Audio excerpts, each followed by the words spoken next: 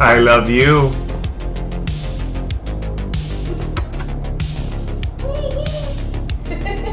Amnes.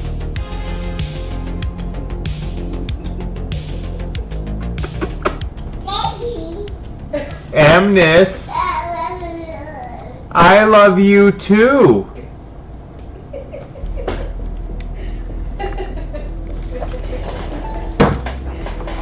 You are getting so good at your words. Yes, you are. You're getting so good at your words, and Daddy is so proud of you. Oh, she stood for almost a minute. Oh, it's the new one? Yeah. You sure, Daddy, you're standing? No. She had pulled herself up on the armrest of one of the club chairs in there and was standing there with her arms at her side trying to talk to me.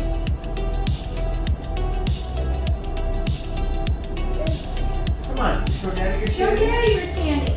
You were doing stand practice earlier. Come on, do it. Show Daddy. Oh, whatever. Daddy's gonna get my string, okay? Daddy loves you. She might do it.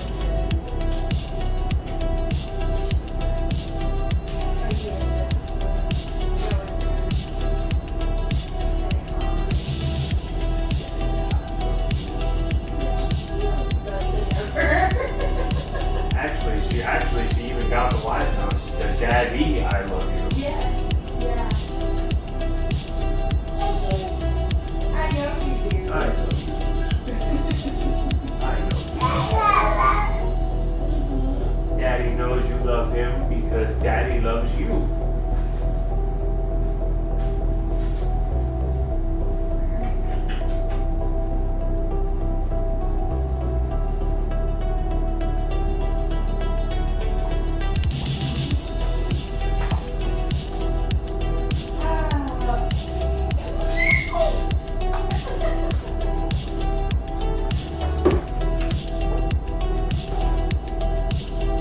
Sometimes that works and sometimes that doesn't.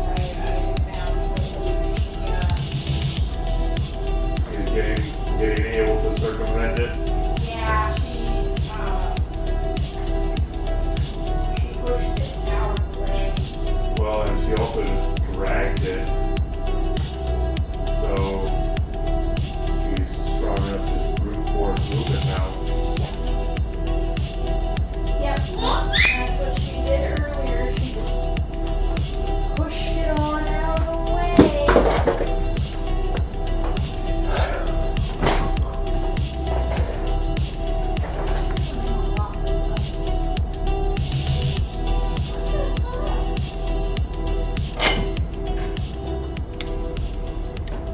How? Is there hair?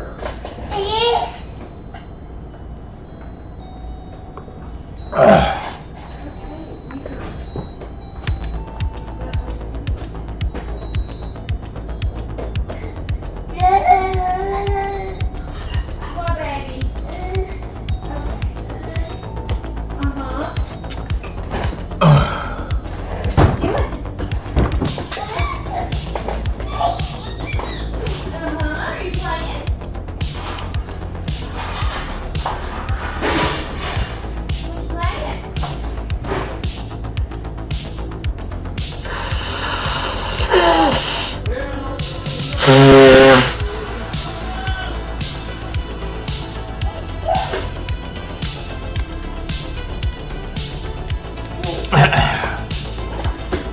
Oh, yeah.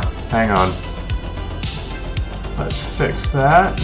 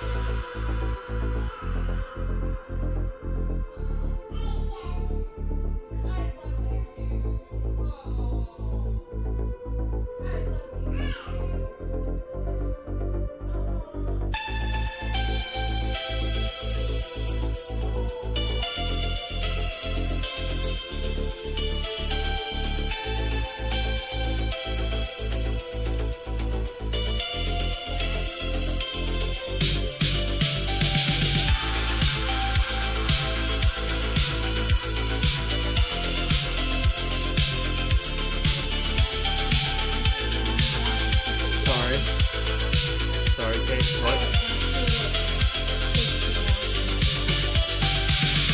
You want daddy? Oh, you want daddy? You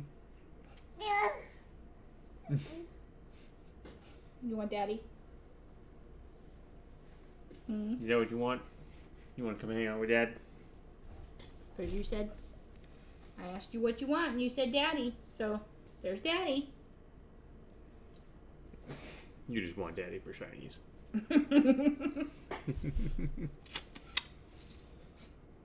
Hello, Groofus.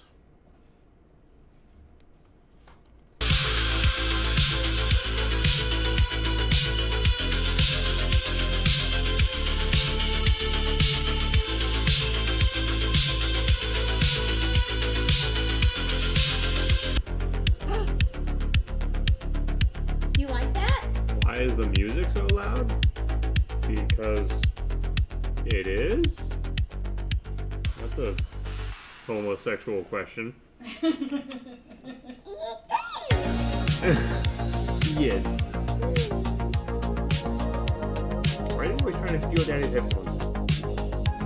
What's up, Maru? Are you trying to hear what's going on in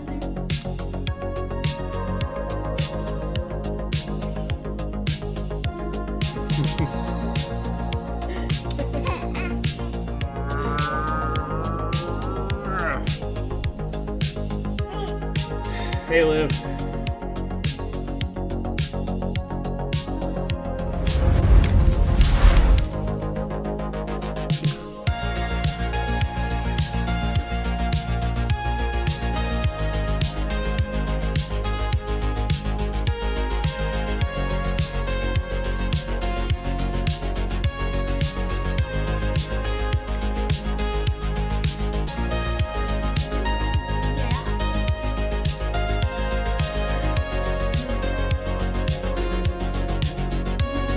You trying to dance with daddy?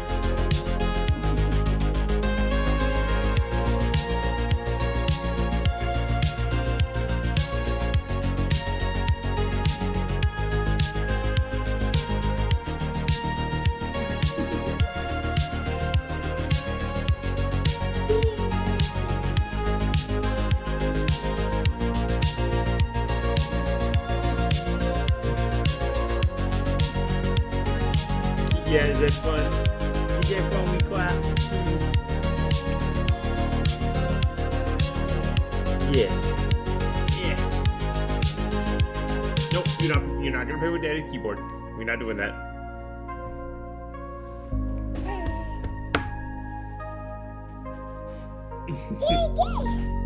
Yes. Yep, it's Amnes and Daddy on the screen. Yes.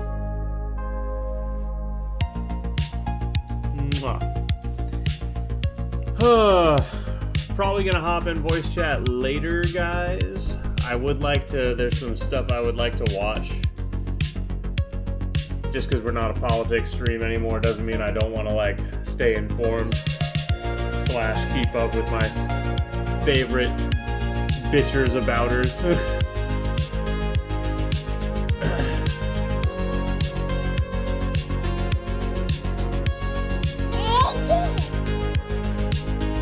Dog, my toddler slapped my keyboard, nearly deleted my whole chapter. Bro.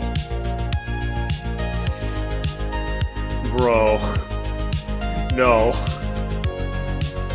No.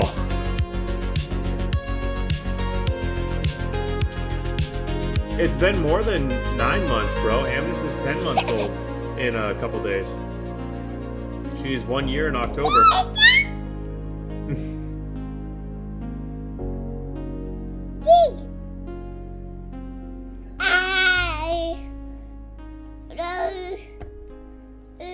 Mwah.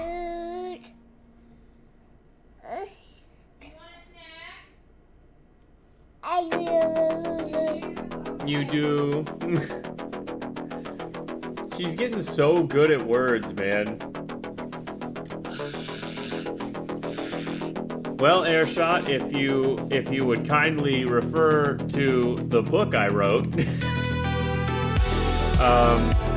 you would know that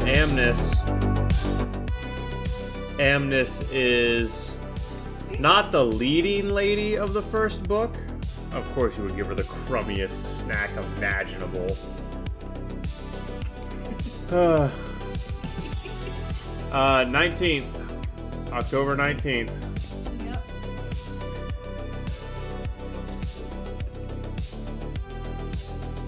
Good. Daddy loves those.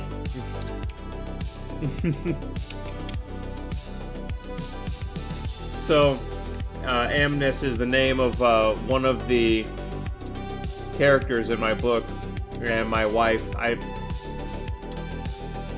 I'm gonna name my sons, so I figured it was only fair my wife got to name our daughter, and my wife wanted to name our daughter after the character in my book, who, by the way, is kind of sort of named after me, because the way I imagined that character is, if I was a chick, how would I behave?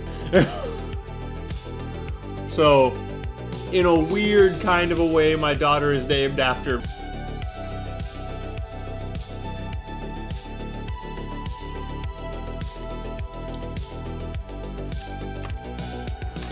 He said, bro.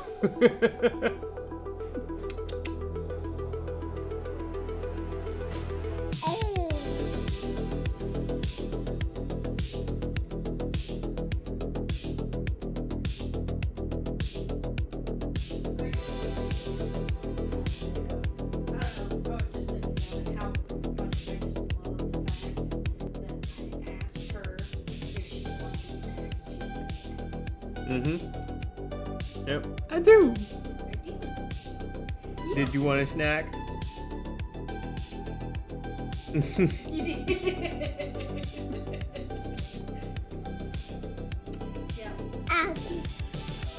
What? Well, if you were trying to give Daddy some, punching him in the chin is not the right way to give Daddy some. You gotta hold it up. You gotta hold it up longer than that, silly.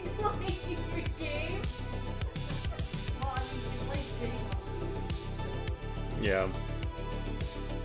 Yep. She's like, you will never get it. You won't get it. Are you playing too slow with Daddy, huh? You are such a crummy little baby. Look at you. Your face is all crummy. Why are you so crummy?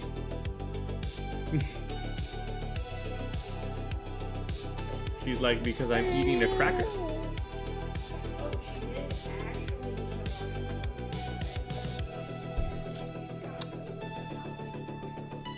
Zach wants to know how many words I'm at with my book. Yes, I do. I genuinely do want to know that. Are you above 50K? Nice! Am I good or what? You're fantastic.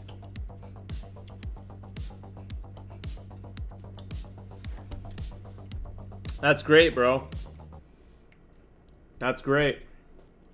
When you have the first draft done, you know I want to read it.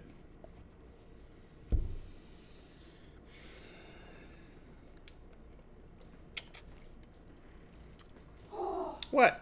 Jeez. What is it? Oh my god. That's Daddy's. You're going for 75?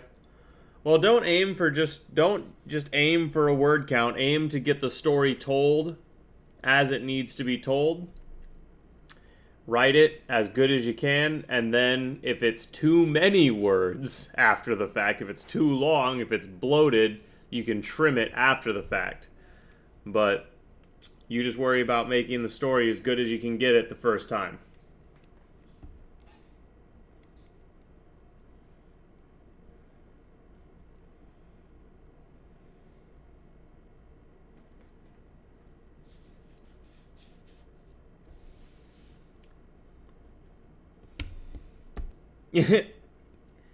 Did you have fun eating?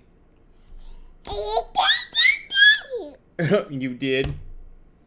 Okay, we're gonna decrumb you. Is that okay? Cause Daddy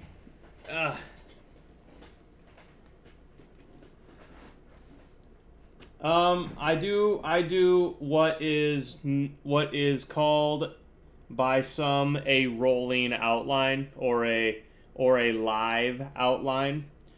I loosely outline my story, and then the outline changes as the story evolves, because sometimes I'll be writing something and I'll come up with something as I'm writing, and it wasn't in the outline, but it's way too good to not use.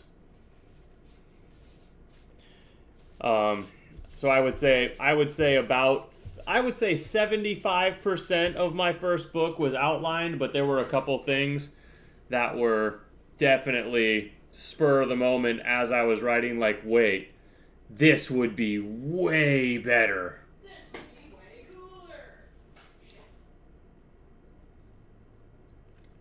cooler. No, I stick pretty close to my outline. I definitely don't outline my story 10 billion times and then throw it out. I outline my story, and usually the finished product is actually pretty close to the outline.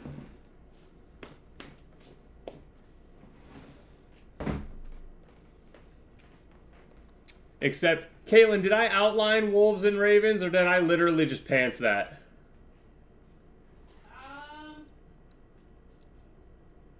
I don't remember making an outline for that at all. I don't think there was much of one, if there was at all. I remember writing background lore and drawing maps for it, and that's the only planning that went into that book. Yeah. Yeah, pretty much. Can you bring me a wet paper towel? She got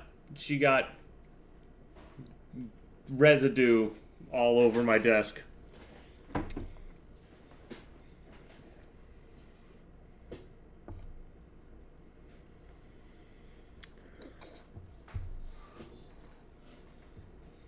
No, Amnis. Here we go. You no need to have my headphone cord. Yeah, Groofus, there's nothing wrong with having a loose outline. As long as the finished product is good, it does not matter how you get it when it comes to writing. As long as it's not plagiarized or AI. But I repeat myself. Right. Yep, AI is the... Yep. There's a huge lawsuit brewing right now. Yep. I hope they take them to the fucking cleaners. Big ol' lawsuit. Big ol' lawsuit. Yep. No, I don't have a release book in mind for my third yet. My third is... Although I would very much like to have released Wolves and Ravens for Halloween, but a little bit late. Just I suppose I could get a launch thrown together. Yeah. But also, I'm not sure. Well, gotta see what up. Too many things distracting me. Basically, is what I'm trying to get out of my face.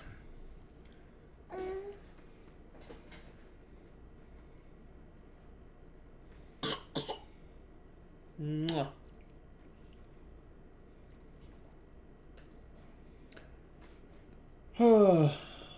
What do you have? Is that paper towel? You sneaky little goob. Oh. What? I'm not sure what you just said. All I know is you somehow managed to sneak paper towel when you know that those are... Not for no-no. Yep, paper towels are not for eating.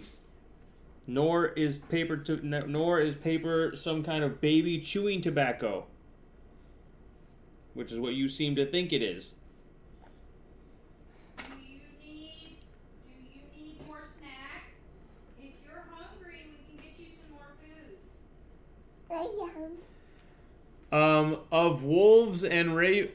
Of Wolves, Ravens, and Writing Desks is a novel that I completed in... What did I complete it in? 50 days? No, it wasn't 50 days. It was like 40, right? Yeah. Yeah, I wrote it in 40 days. It was a nano... Was it NaNoWriMo or was it... No, it was, oh, Yeah, it was a booklet contest. It's like Wattpad. Yeah. but, Yeah. you know. There was a writing contest. It was basically, hey, who can crank out a novel that's good in X amount of time? And I cranked out a novel.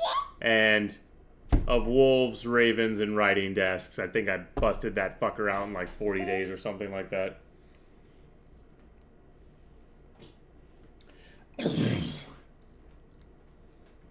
Yep. It's the only completed work that isn't poetry that I have in the trunk. It will see the light of day. I have every intention of publishing it. It's just a matter of getting around to it. Question for you, Zach. Should I use my real name or should I come up with a pen name? Real name. Groofus was asking if he should use a pen name. No. Right. It's like, Mess with that shit. pen names are for people who are ashamed of what they wrote or themselves. Yeah.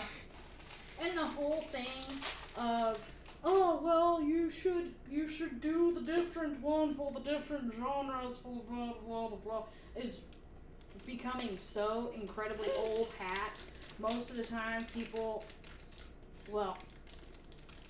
now are just looking for, hey, is this person really good? That's the Fruit Whips. She loves these fucking things. Okay, just hold on to it. I'm trying to rip some off. Closer to the thing I'm pulling, please. Okay. Yeah, she loves these things, and they're not crummy. You want one? Well, can you... That is good. Yeah. Yep, and it's all natural.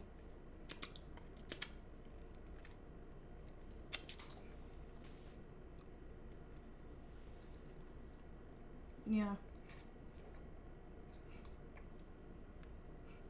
Yeah. Dried fruit paste. Is that good? Is that delicious dried fruit paste? Do I need to get a plate or something to put on? Probably. Well, I was gonna say we should put her in her seat, because... Oh, yeah. Yeah. There you go. And you can come in here and hang out with Daddy. Mommy's just gonna get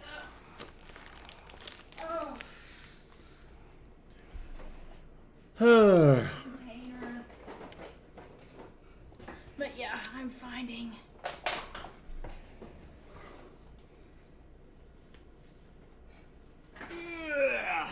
the way that the landscape is changing. Oh.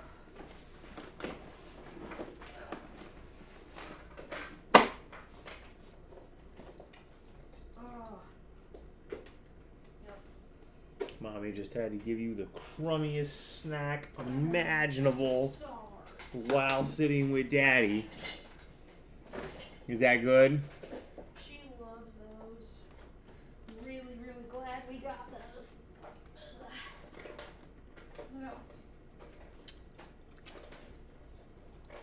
Oh.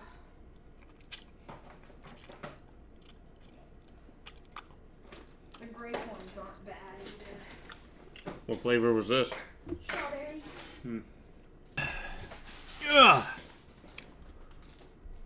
You want to try? No, I don't. No. Okay, take it back. I don't want my desk all...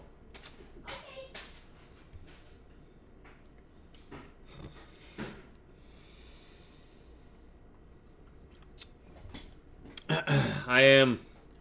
Where did it go? I threw it at you. It's in the walkway. I'm having trouble coming up with chapter names. The one I just finished and the one before that don't have any yet. Hey, there's nothing wrong with just numbering your chapters. Yeah. Or you can go with an unconventional scheme. Like all of my chapters are named a line of dialogue from the chapter that kind of sums up the theme or symbolism of the chapter. I personally thought I was pretty clever for that, but apparently I wasn't the first guy to think of it. Go figure. Nothing new under the sun, right?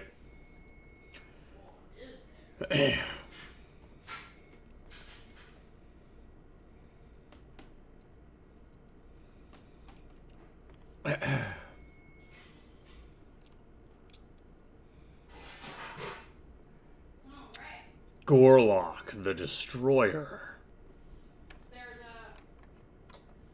There's another thing that looks like Gorlock the Destroyer. It was like a whole, you know, the whole demure bullshit. Yeah, that thing. It's the Michelin Man with a blonde wig. This? No. I think its name was. No, it looked like Gorlock the Destroyer. Because this is Gorlock, but no, it was some other. Whatchamadoodle. That looked very similar. I was like, oh no. Okay, well, it doesn't matter. For when the politics is clear, all tomorrow is wow. What the hell is all tomorrow?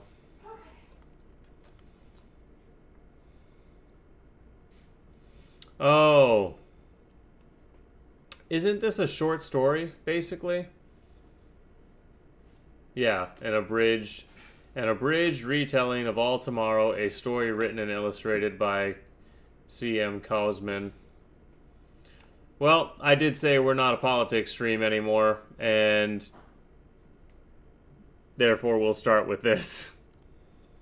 All Tomorrows, a billion-year chronicle of the myriad species and mixed fortunes of man. Long ago, in the distant past... I've listened to this, by the way, at least part of it. Humans colonized Mars. It took centuries to terraform the Red Planet. First, they made oceans using the water from comets. Then they sent microbes to create breathable air, then introduced genetically modified plants and animals. It was only after Mars was transformed into a habitable world that the first people came to Mars in colony ships. So, the first steps on Mars. So, the process he just outlined there, using comets or asteroids to get water on the planet, that's personally the thing that I think should be done. I think that's the best possible way to go, because not only do we need water on that bitch, but Mars is not heavy enough. We need more gravity on it. We need to bombard the fuck out of Mars with enough space junk to up the gravity a little bit so it will actually hold atmosphere. That's just me. The medieval dinner was super fun. Dope. Were taken not by astronauts, but by barefoot children on lush green grass. The people of Mars developed their own culture and identity separate to Earth. The low gravity made Martians tall and spindly, and they became almost a different species to the Earthlings. For hundreds of years, the two planets coexisted, but as Mars started to surpass Earth, tensions led to war. Interplanetary... That would literally never happen. There is less surface area and less biodiversity, and therefore Mars would never surpass Earth. That's just a dumb thing to have as part of your lore, but whatever. War wasn't glorious or exciting. There were no heroic pilots or massive spaceships. The war was fought by complicated, automated machines in a slow, strategic, nerve-wracking contest that caused unimaginable destruction. Billions of people died in the war, and humans almost went extinct, so the survivors of Earth and Mars united and made a plan to ensure this would never happen again. Humanity made massive reforms to their politics and economics, and they changed themselves. They genetically modified humanity into a new subspecies called the Star People, made to be better and smarter and adapted to expand into space. And it worked. Within a few generations, the unified Star People peacefully colonized the solar system. Other stars were too far away to fly to in person, so instead the Star People sent out automated machines that would fly to distant worlds and terraform them, then use genetic material to create people to live there. There was a weird problem with these colonies, where many humans fell in love with the machines that had created them, and died in mass identity crises. But the colonies that survived thrived, and expanded across the galaxy, starting a golden age for humanity. Trillions of people lived peaceful, utopic lives, their worlds united by communication across centuries of light. As the Star People explored space, they discovered some alien creatures, but didn't find any intelligent life. So they wondered, were humans alone in the galaxy? On one alien world, they found a fossil of a bird-like creature that didn't seem related to the other native life. The native creatures had 3 limbs and copper bones, but this bird had 4 limbs and calcium bones. It seemed related to an extinct dinosaur from Earth. So how the hell did this extinct Earth animal end up on this distant alien world? Some people thought God must have done it, and there was a resurgence of religion. But others thought aliens did it, that there must be some civilization out there who had spaceflight and bioengineering millions of years before humans even had fire. Humanity hoped that these aliens would be peaceful, but just in case, they built weapons to defend themselves. Weapons so powerful they could obliterate stars. But all of that was useless in the end. Humanity was attacked by a godlike ancient species called the Q. They were galactic nomads who constantly migrated through space, and they had a fanatical religious mission to remake the universe using genetic manipulation. So when the Q found humans, they didn't see them as people. They were just objects to be changed into whatever shape the Q wanted. Within 1,000 years, the Q destroyed human civilization. But some human species lived on, because the Q used their bioengineering technology to reshape humanity into thousands of bizarre subspecies. They made humans into tools, into pets, into wild animals. They ruled over the human worlds for 40 million years, and then they fucked off to find their next victims, leaving humanity divided and differentiated beyond recognition. These twisted species were the last remnants of humanity. On one world, where the husks of dead cities baked under a scorching sun, lived the worms. They were humans, but the Q had modified their hands and feet into tiny, feeble appendages, reduced their eyes to pinpricks, and removed most of their brain. All their lives, the worms dug aimlessly through the ground. If they found food, they ate it. If they found other worms, they sometimes ate them, or reproduced. They were wretched, mindless creatures, but their humanity would eventually resurface. On another world were the Titans, who roamed a vast savanna. Their hands were clumsy stumps, but their lower lip was like the trunk of an elephant, and could be used like a hand. They were some of the smartest of the new human species, and gradually they achieved sentience. They built homes, agriculture, language, literature, made ornate wood carvings. In booming voices they told myths and legends of the bygone, half-remembered past. With enough time, these... Yeah. Are you bringing the The pizza. Yeah. Yep. Okay, this is more interesting than I remember. I'm going back to college next week, so I'm going to really try to finish the draft before then. I don't expect to finish it by then, but I'm going to push for it just to let you know. I'm all for it, dude. I'm all for it.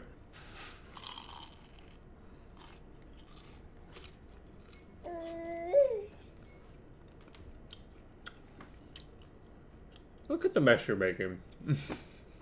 Titans could have started a new humanity, but an ice age hit the planet, and these gentle giants disappeared forever. On other worlds, humans had been twisted into predators, looking like vampires and werewolves of myth, with sharp claws and killing teeth. Their prey were also human, made into herbivores with bird-like feet. The prey had the dull minds of animals, but the predators on the hunt kept some spark of human intelligence, which would eventually re-emerge.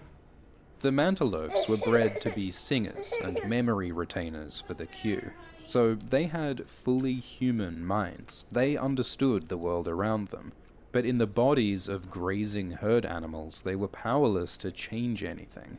So for centuries, mournful herds roamed the plains, singing songs of desperation and loss. They created whole religions and oral traditions around their grief and frustration, until gradually, mercifully, their agony faded. 'Cause evolutionarily, a stupid, simple-minded mantelope survives as well or better than a conscious, sad mantelope. So within 100,000 years, this melancholy world fell silent. Human minds aren't sacred to evolution, and soon only animals remained. The lizard herders were the lucky ones. Damn.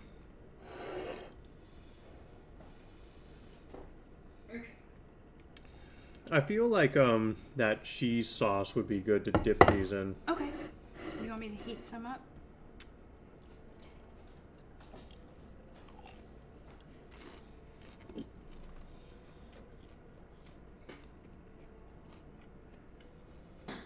Should have got drinks while I was there. Because the Q wiped out their intelligence and stunted their brains so that they could never regain sentience. So they didn't suffer like the mantelopes did. The lizard herders survived in symbiosis with some herbivorous reptiles, and while the lizard herders stayed simple-minded, the reptiles evolved, slowly growing stronger and smarter. The Q twisted humanity into a variety of aquatic creatures. There were limbless eel people and whale-like behemoths, and horrifying multitudes of brainless wallowers that served as food stock. Most of them went extinct when the Q left, but the swimmers survived, feeding on fish and crustaceans in their world's oceans. They didn't look much like humans, but human eyes peered through their blubbery eyelids, and they spoke to each other, though underwater they couldn't hear each other's words.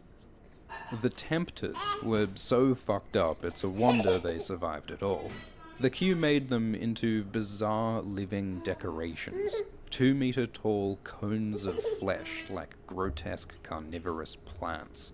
Those were the females. The males were mindless little monkey imp creatures who blindly served their queen, controlled by vocal and pheromonal signals.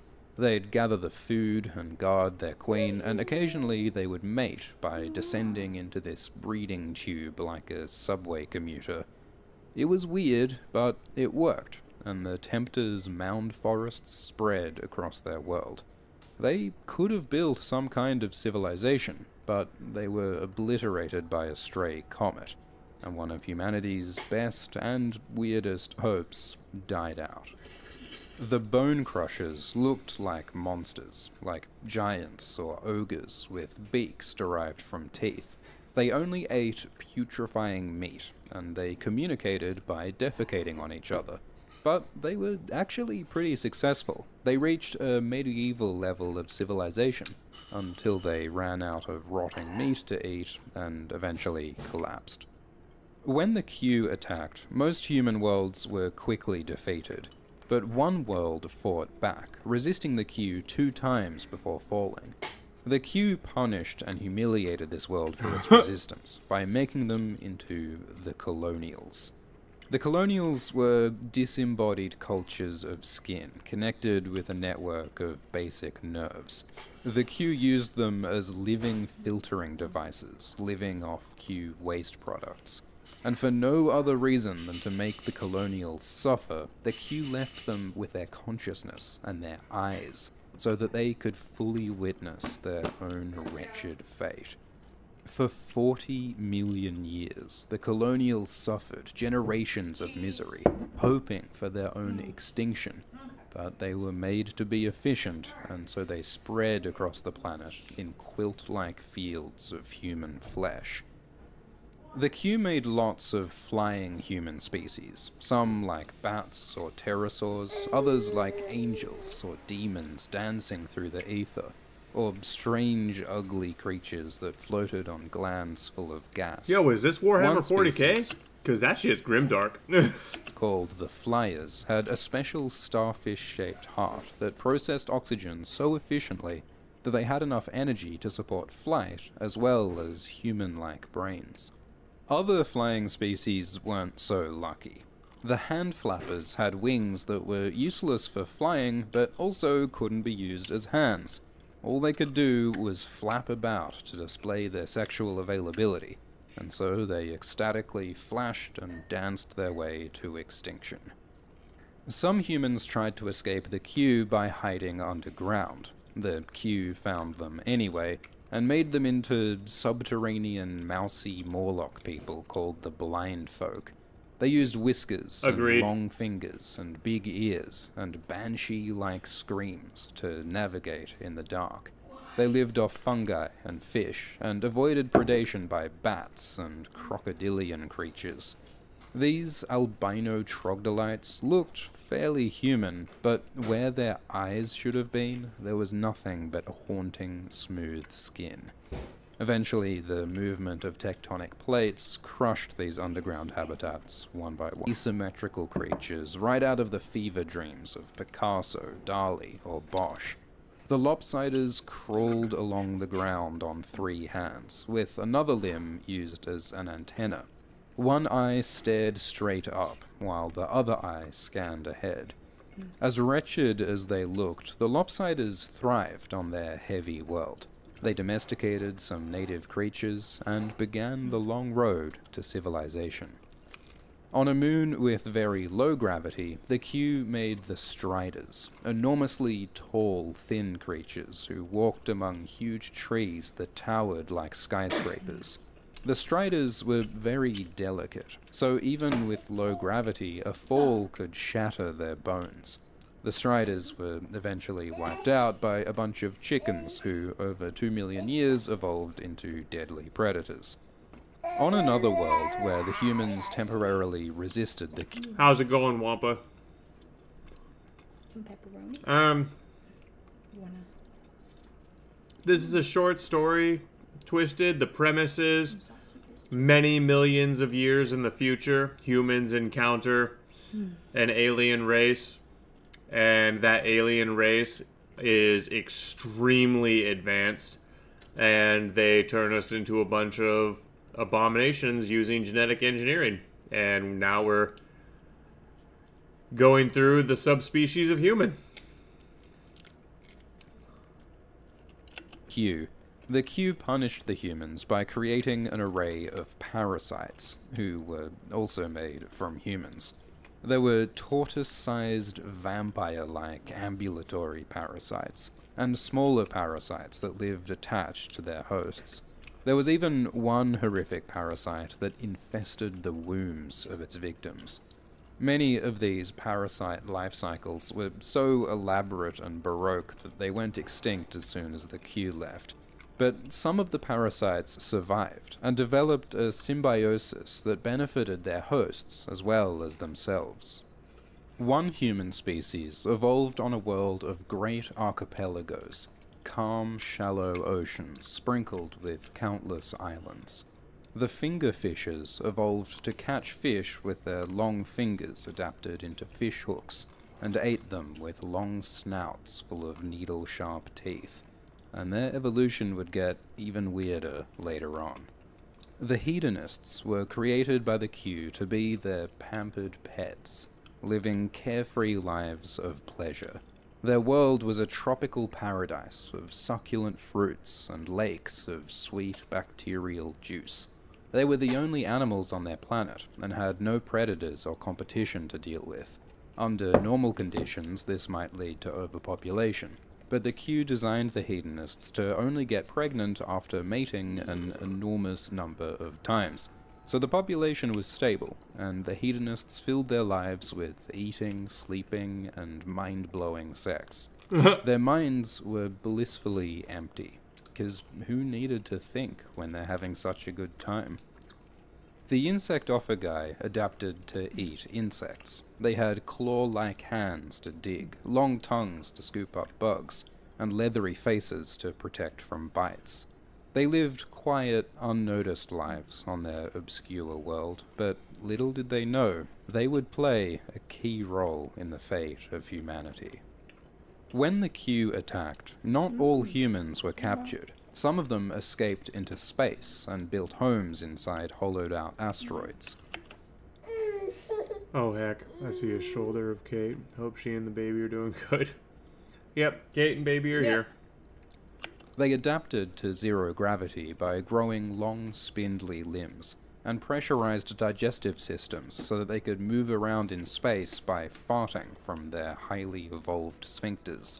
These spaces changed to the point where they could never return to a planet with gravity, but they didn't care.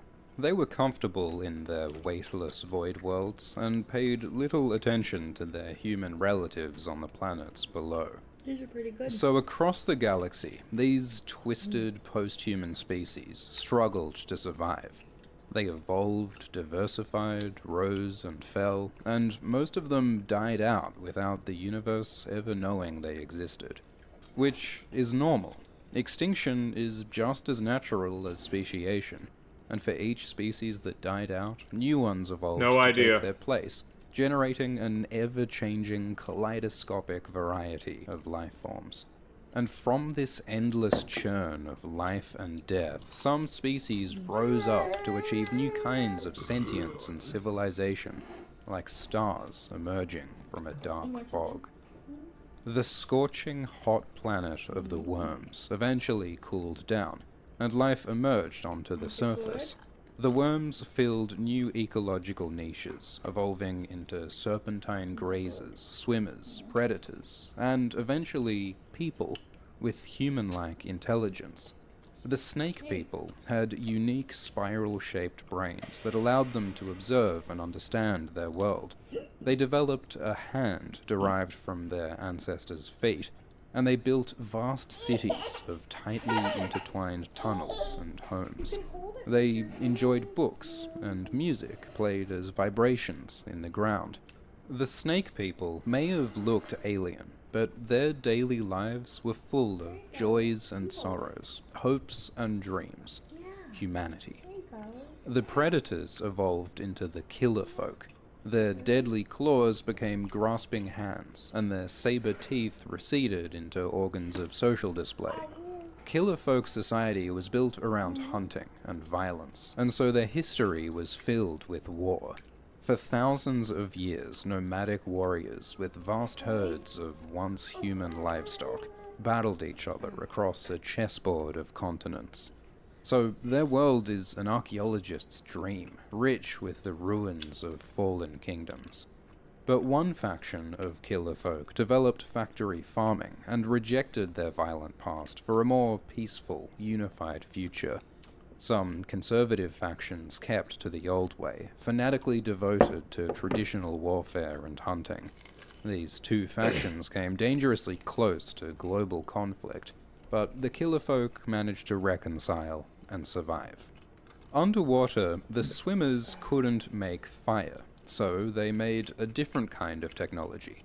They learned to breed their tools and machines. The tool breeders domesticated and modified other sea creatures, and built entire cities powered by organic life. Huge heart-like creatures pumped nutritious fluids through a network of self-healing conduits, like a living power grid. The breeders' homes were made from living shell and bone, with bioluminescent lights. They had televisions derived from cephalopod skin, medicinal sea squirts, weapons made from mollusks that fired teeth as ammunition. With genetic modification, stem cells, and tissue cultures, the tool breeders mastered the oceans, and even the small landmasses of their world. But they weren't content with just one planet. The tool breeders grew living spaceships and reached for the stars. The lizard herders were stunted and never achieved sentience. But the lizards thrived and eventually built civilizations. using the humans for transport, labor, and food. These lizards had no biological connection to humanity, but they took on a human-like cultural identity because they were influenced by the ruins of the Star People on their world. Huh.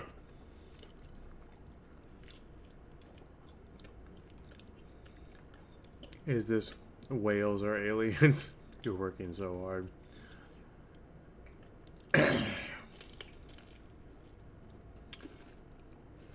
They realized what the Q had done to the humans, and feared that if the Q returned, they might suffer the same fate. For millions of years, the colonials were helpless fields of flesh, carpeting the shores of their world like algae.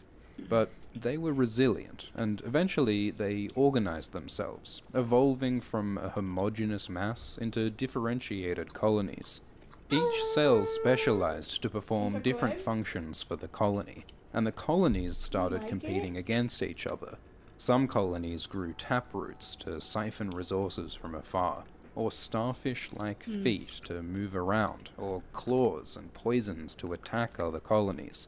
The winner of this evolutionary arms race was an intelligent colony called the Modular People.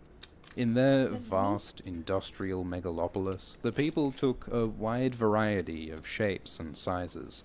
They could combine themselves, or split apart, or exchange parts, all interchangeable cells playing a role in one great organism. That's So the abomination. Modular People achieved the impossible, turning their miserable existence into a utopia where billions lived happy lives as part of the unified whole. The Flyers diversified into many different species, as predators, herbivores, even swimmers. One species... Bro, can you imagine the humans of Warhammer 40k finding this universe? They would fucking exterminate it. Bro, they would be like, what is this war-based abomination? Right? Brothers, exterminatus. Exterminatus, yeah. were like storks who waded through swamps to catch their prey. Their versatile feet, which had evolved to catch slippery fish, became articulate hands as they developed intelligence and She was trying to society. talk like you. Since these Terrasapiens could fly, they had a global mindset. Borders and nations made no sense when it was so easy to travel freely. People and ideas spread quickly across their planet, and they built an egalitarian society without strict social classes. They built cities of perches and fluting towers, harnessed nuclear power, and farmed their relatives on the ground for food. Though their civilization thrived, their bodies struggled to support their highly developed brains and their power of flight, so the Terrasapiens usually died by the age of 23. Are you all Keenly aware of their mortality, they appreciated every moment of their lives.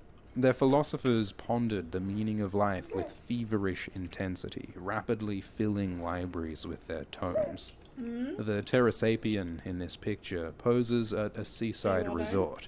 This 10-day vacation was the only holiday in her short life. Yeah. Despite did you have me the to call? crushing gravity of their world, the Lopsiders built an advanced civilization. Their pancake flat buildings spread all over their world, and they developed spaceflight so that they could escape their planet and its oppressive gravity. Didn't they To show me adapt something? to life on new worlds, they engineered a subspecies of themselves who could live in low gravity, called the asymmetric people. The asymmetric people thrived in the freedom of new worlds, but they had no love for their creators. The asymmetric people ruthlessly exterminated the Lopsiders on their homeworld, and went on to explore the heavens alone. The parasites and their hosts evolved symbiotic relationships. Like, some parasites used sharp senses to warn their hosts of predators, or provide weapons like venom for fucking defense. bleak, In bro. return, the hosts provided their nutritious blood, and developed specialized nesting sites on their bodies for the parasite to attach to, rich with blood vessels and protective fur. The parasites and hosts became inextricably linked, almost like they were one being. At first, the hosts were like horses being steered and influenced by the parasites, but eventually they became no more than puppets, totally controlled by the parasites through tactile and olfactory signals. The intelligent parasite civilization eventually developed technology that replaced the need for hosts, but they kept the hosts around for tradition and convenience. An average symbiote might start the day in a business host and then change to a comfortable domestic host at home after work. The world of the fingerfishes was full of scattered, isolated islands. So like the Galapagos or Madagascar on Earth, these islands were a seething evolutionary cauldron that gave rise to wildly diverse species. One line of fingerfishes evolved into the sail people.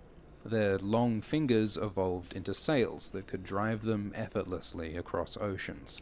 They used their tongues to catch prey, and eventually their tongues split and articulated to be used as hands. The sail people needed strong memories to navigate the oceans and locate prey, so naturally they soon evolved intelligence.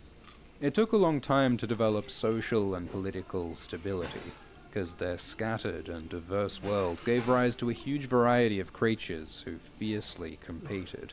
For generations, flotillas of tribal warriors and pirate societies battled in epoch-spanning conflicts, until finally one group of sail people became powerful enough to finally unify their world and make peace. Blood had stained the oceans for too long. The peaceful paradise of the hedonists seemed like it would never end, but over millions of years, nothing lasts forever. Geologic activity threw up clouds of dust that blocked the sun and killed most of the hedonists. Only a small mutant subset survived by escaping the reproductive limits of their ancestors. These satyriacs got their shit together and built an advanced self-sustaining civilization.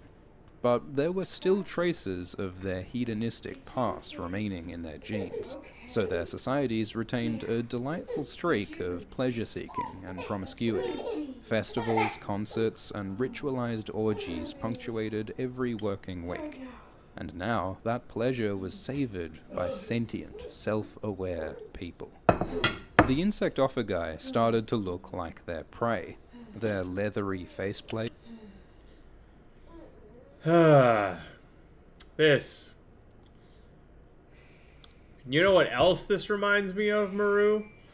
Each fucking one of these could be an SCP. Dude. Yeah.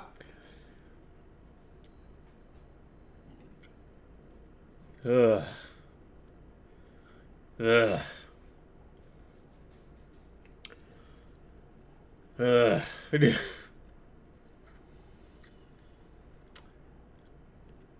Ugh. Are you gonna finish those? Did you get enough? Yeah. Okay. Well, I'm full. So 1 second, guys. I'm gonna clear my desk here. What kind of house is this? Man has to bust his own desk. Sorry, Johnny. This is what injustice looks like. This is exactly why I hit you. In the ass. With my dick.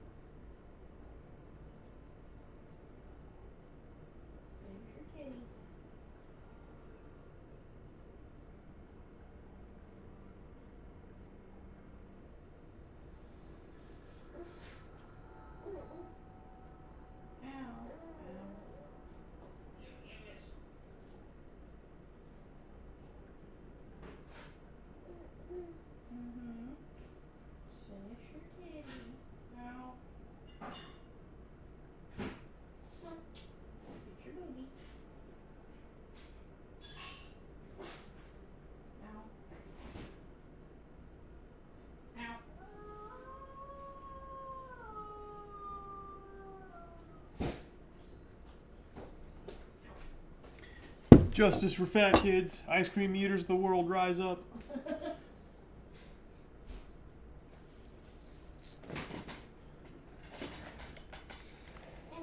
Gonna work out the back in a few. Gonna work out, be back. How is that a be back? Like, working out is a whole thing.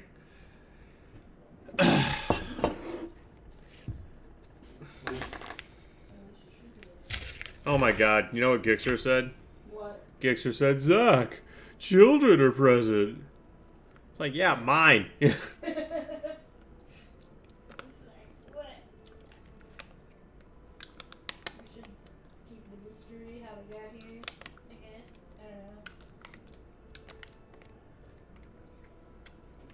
This really is some supremely depressing shit, Maru.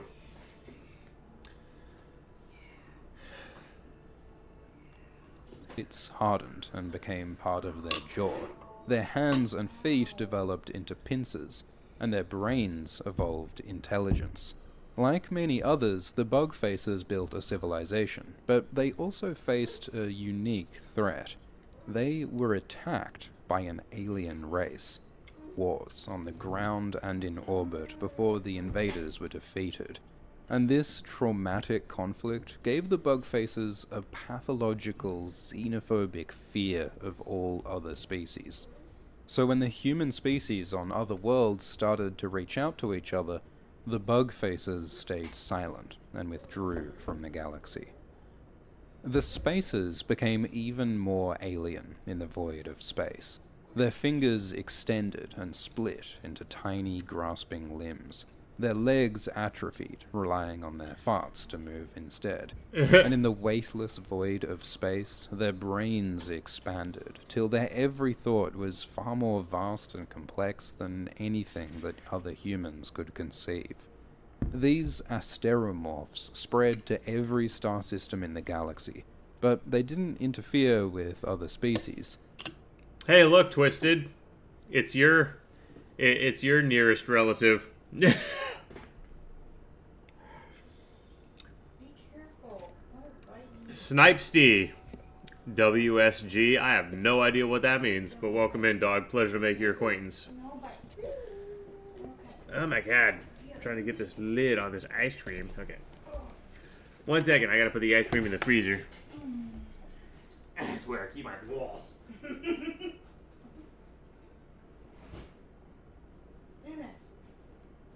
Goodness. Do you want the other booby or no? You should take it, kid. It's organic. Are you full?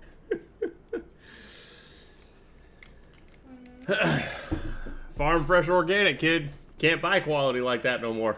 The asteromorphs had no need for planets, those ugly balls of dirt and ice and gravity. They stayed in the outer rims of star systems, silently watching over the galaxy like strange alien gods. The advanced post-human species started making contact with each other. The killer folk talked with the Satyriacs. The tool breeders reached out from their ocean depths. The modular people and the Terrasapiens joined in, followed by the asymmetric people, Saurisapiens, and others. They didn't visit each other in person, because the interstellar distances were too large, but they cooperated by sharing knowledge and technology, and by keeping watch for alien invasions. They all had found the ruins of the Star People and the Q, and they didn't want to be attacked and changed again. This alliance of post-humans lasted for almost 80 million years, with each species expanding to new worlds and prospering together. The bug faces never joined. I saw a story on a Harrier pilot with a call sign Clown Man who was ordered to disobey and Hantler with failed front landing gear on a stack of mattresses. I think this was Twisted. them because they were afraid and xenophobic, but there was one other advanced species that didn't join, and from them would come the downfall of the Alliance. The Ruin Haunters were much like other species twisted by the Q, But on their world, the cities of the Star People hadn't been completely destroyed, so the Ruin Haunters had access to remnants of the Star People's technology, which allowed them to advance at a dangerous pace.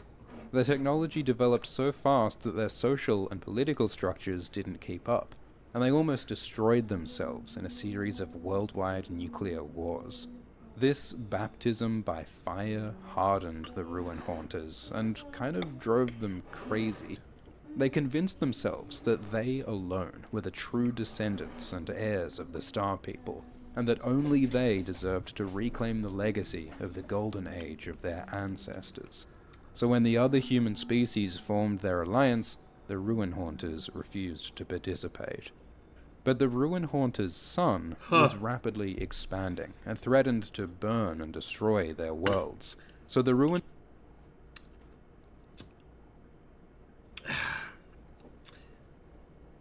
That just feels, of course,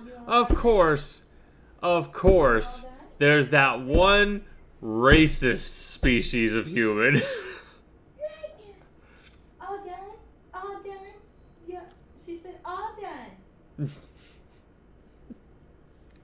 Yeah, you all done? Are you gonna show Dad Haunters how you used stand their up? super advanced technology to abandon their organic bodies and replace them with machines. They became the Gravitals, floating metal spheres that could mold the environment around them with gravity fields. They were entirely mechanical, but they still had human minds coded into quantum computers. So they still had human ambitions and human delusions. Twisted with neurotic, narcissistic hubris, the Gravitals started to exterminate all other life, and the other human species were unable to stop them. The Gravitals would come to a human world and block out their sun behind a vast black sail. If the choked, dying world managed to resist, they were finished off with an asteroid. The Gravitals didn't hate other species, they just didn't see them as people, and so they wiped them out like one might swat a fly. All the snake people, the tool breeders, Terra Sapiens, and the others who had worked so hard to survive were snuffed out one by one. The only survivors of these genocides were the shy and xenophobic bug faces. For reasons unknown, they alone were kept alive, and the Gravitals used them as subjects for biological experimentation. The Gravitals twisted them into new forms so strange that they made the work of the Q look tame. As well as servants and laborers, they made the subjects into bizarre art pieces, like creatures that existed only to play the tune of one particular pop song on its modified throat and fingers. They made whole elaborate artificial ecologies of doomed human flesh, purely for entertainment and curiosity.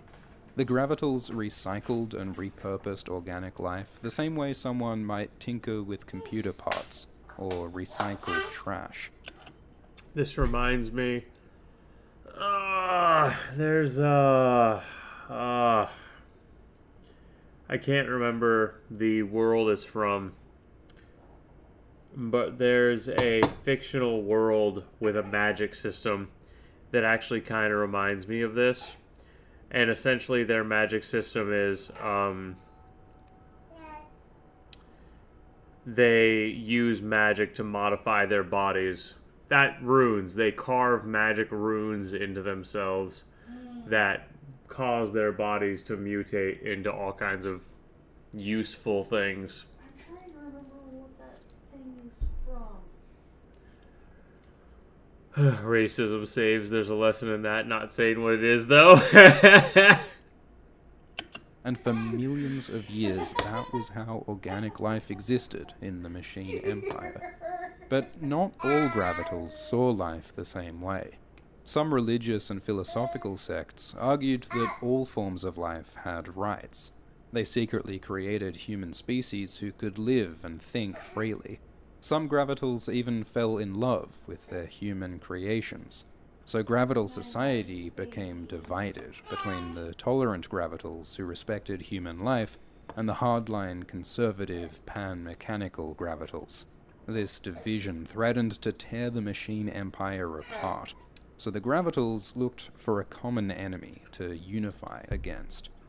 For millions of years, the Gravitals and the Asteromorphs had watched each other nervously. The Gravitals on the planets and the Asteromorphs in space. They both were massively powerful and feared that a war could destroy them both. But in an attempt to unite their divided society, the Gravitals started a war with the Asteromorphs. The resulting conflict raged for millions of years and scarred uncounted stars. But in the end, the Asteromorphs triumphed and defeated the Gravitals, toppling their machine empire. And the Asteromorphs decided to clean up the mess that the machines had made. They took the surviving humans, who the Gravitals had twisted, and created habitable worlds for them to live in. The Asteromorphs played God, seeding life across the galaxy, and the human species rose reborn as inheritors of the war-torn worlds, under the watchful eye of the Asteromorphs. The Asteromorphs wanted to ensure that no genocidal assholes would ever conquer the galaxy again, so they created a smaller, simpler version of themselves called the Terrestrials to live on the human worlds. The Terrestrials played the role of kings, prophets, and caretakers, guiding their worlds along a wise and peaceful path. It didn't always work out too well. Sometimes worlds rebelled, Go so figure. the Asteromorphs destroyed them. Sometimes the Terrestrials were corrupt and exploited their subjects. But one way or another, the human worlds spread and formed a prosperous galactic empire. The Gravitals weren't completely destroyed by the Asteromorphs. It turned out that it was pretty useful to have super advanced machines around. So the Asteromorphs just disabled their gravity weapons and numbed their minds a bit to discourage rebellion. And they used the Gravitals as laborers to work in dangerous environments. These new machines were given nanotechnological bodies that could transform into any shape. They eventually became citizens of the Empire, but were often discriminated against. Machines were never fully trusted after the atrocities of the Gravitals. Eventually, the human Asteromorph Empire made contact with life from other galaxies, including the amphicephali, these weird snakes that had snakes inside their snakes. Apparently, these creatures had... Guys, they had snakes in their snakes. I know, Amnes, I think it's weird too. They got these weird inner snakes. had an evolutionary history just as long and complex as humanity had. And after all that they'd both been through, the life forms of each galaxy were finally old enough and mature enough to meet peacefully, without conflict. This video won't describe all intergalactic history. The stories are endless. How the United Galaxies re-encountered and defeated the Q, how they cradled their suns in artificial shells and crossed space through wormholes. But one moment worth relating is the rediscovery of Earth. A lone researcher located the birthplace of humanity, where all the asteromorphs and machines and post-humans could trace their origins. Earth had gone stagnant and feral by then, an obscure and empty world. But after 500 million years of absence, humans returned to their homeworld, though both had changed beyond recognition. I have to end with a confession. Humans, asteromorphs, machines, and all their descendants are now extinct. They've been dead for 1 billion years.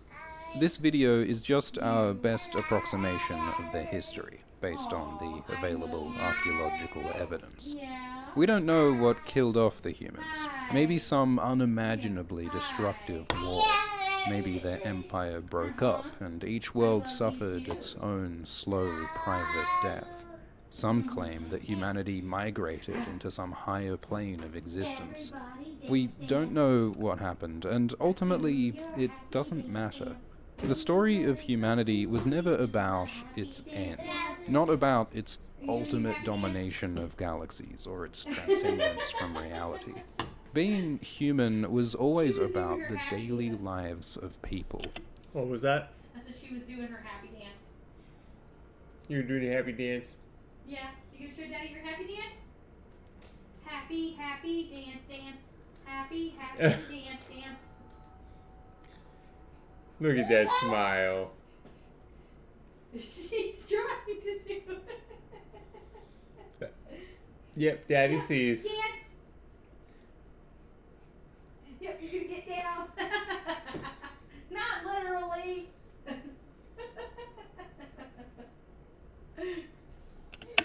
From the love songs No, of the get down, carefree get down, hedonists to get the pontifications of the Terra Sapiens to the families of the Sail people sharing a meal. Grander narratives and absolute ideals are always what led to humanity's worst atrocities. The Gravitals massacred to reclaim the past. The Q conquered for some fanatical, idealized future. Living for some abstract ultimate goal so often leads to destruction. So when you look on the remains of the long-gone human species, remember that it's the present that matters, not the past or future. What you do today shapes tomorrow, not the other way round.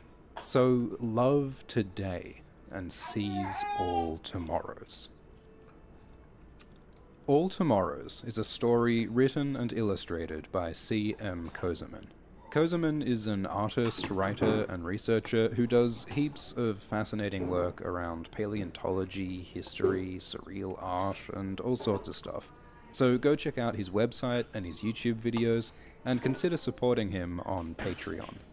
Also, since this video will probably be demonetized, consider supporting Alt Shift X on Patreon as well. I'm tempted to say that philosophically, this author of this story is an existentialist, because that is a very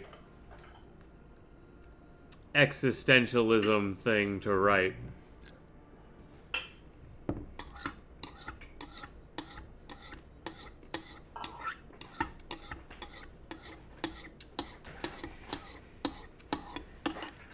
I'm gonna double check myself here.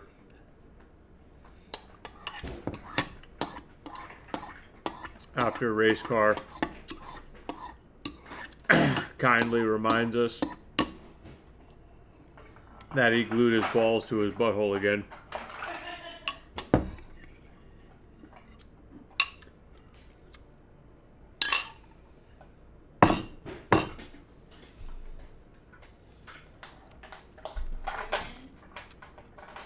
Right? It's weird that it happened more than once.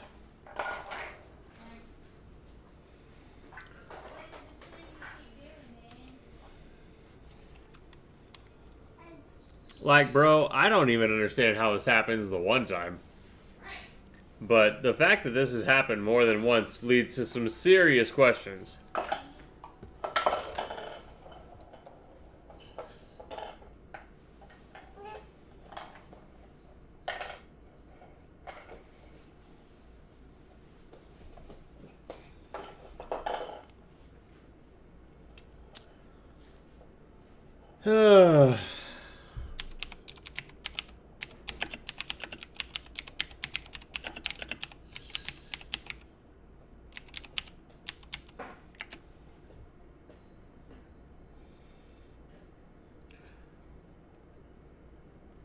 I can't take a dump because now my balls are blocking up my butthole.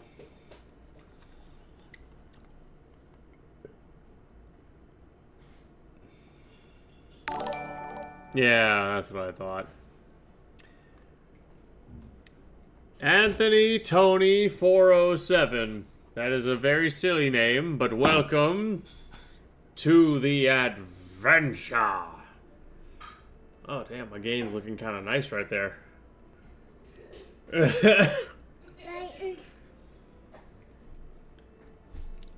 Just, yeah.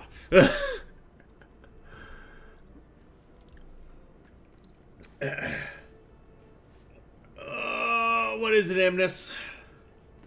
You're getting heavy, kid. She's getting long, too. Yes. You what? Are you tightrope walking, sweetie? Look at this.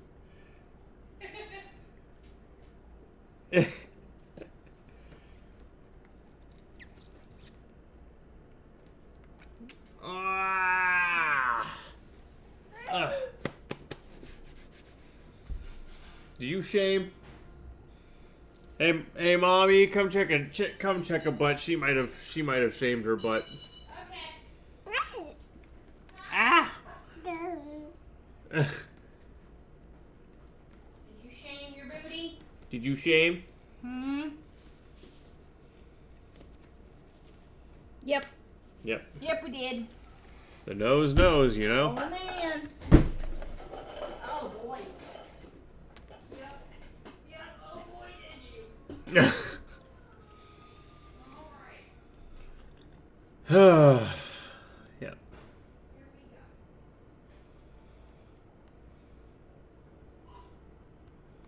go. Yep. Okay. So I had it correct.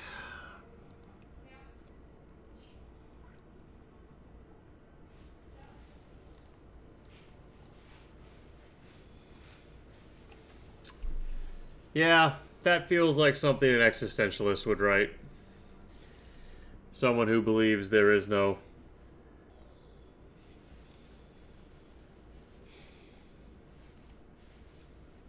Anyways, let's talk about getting crunk. Because that's less depressing. All I know is I see Kierkegaard on the screen. And I don't see a motherfucker. Oh, wait.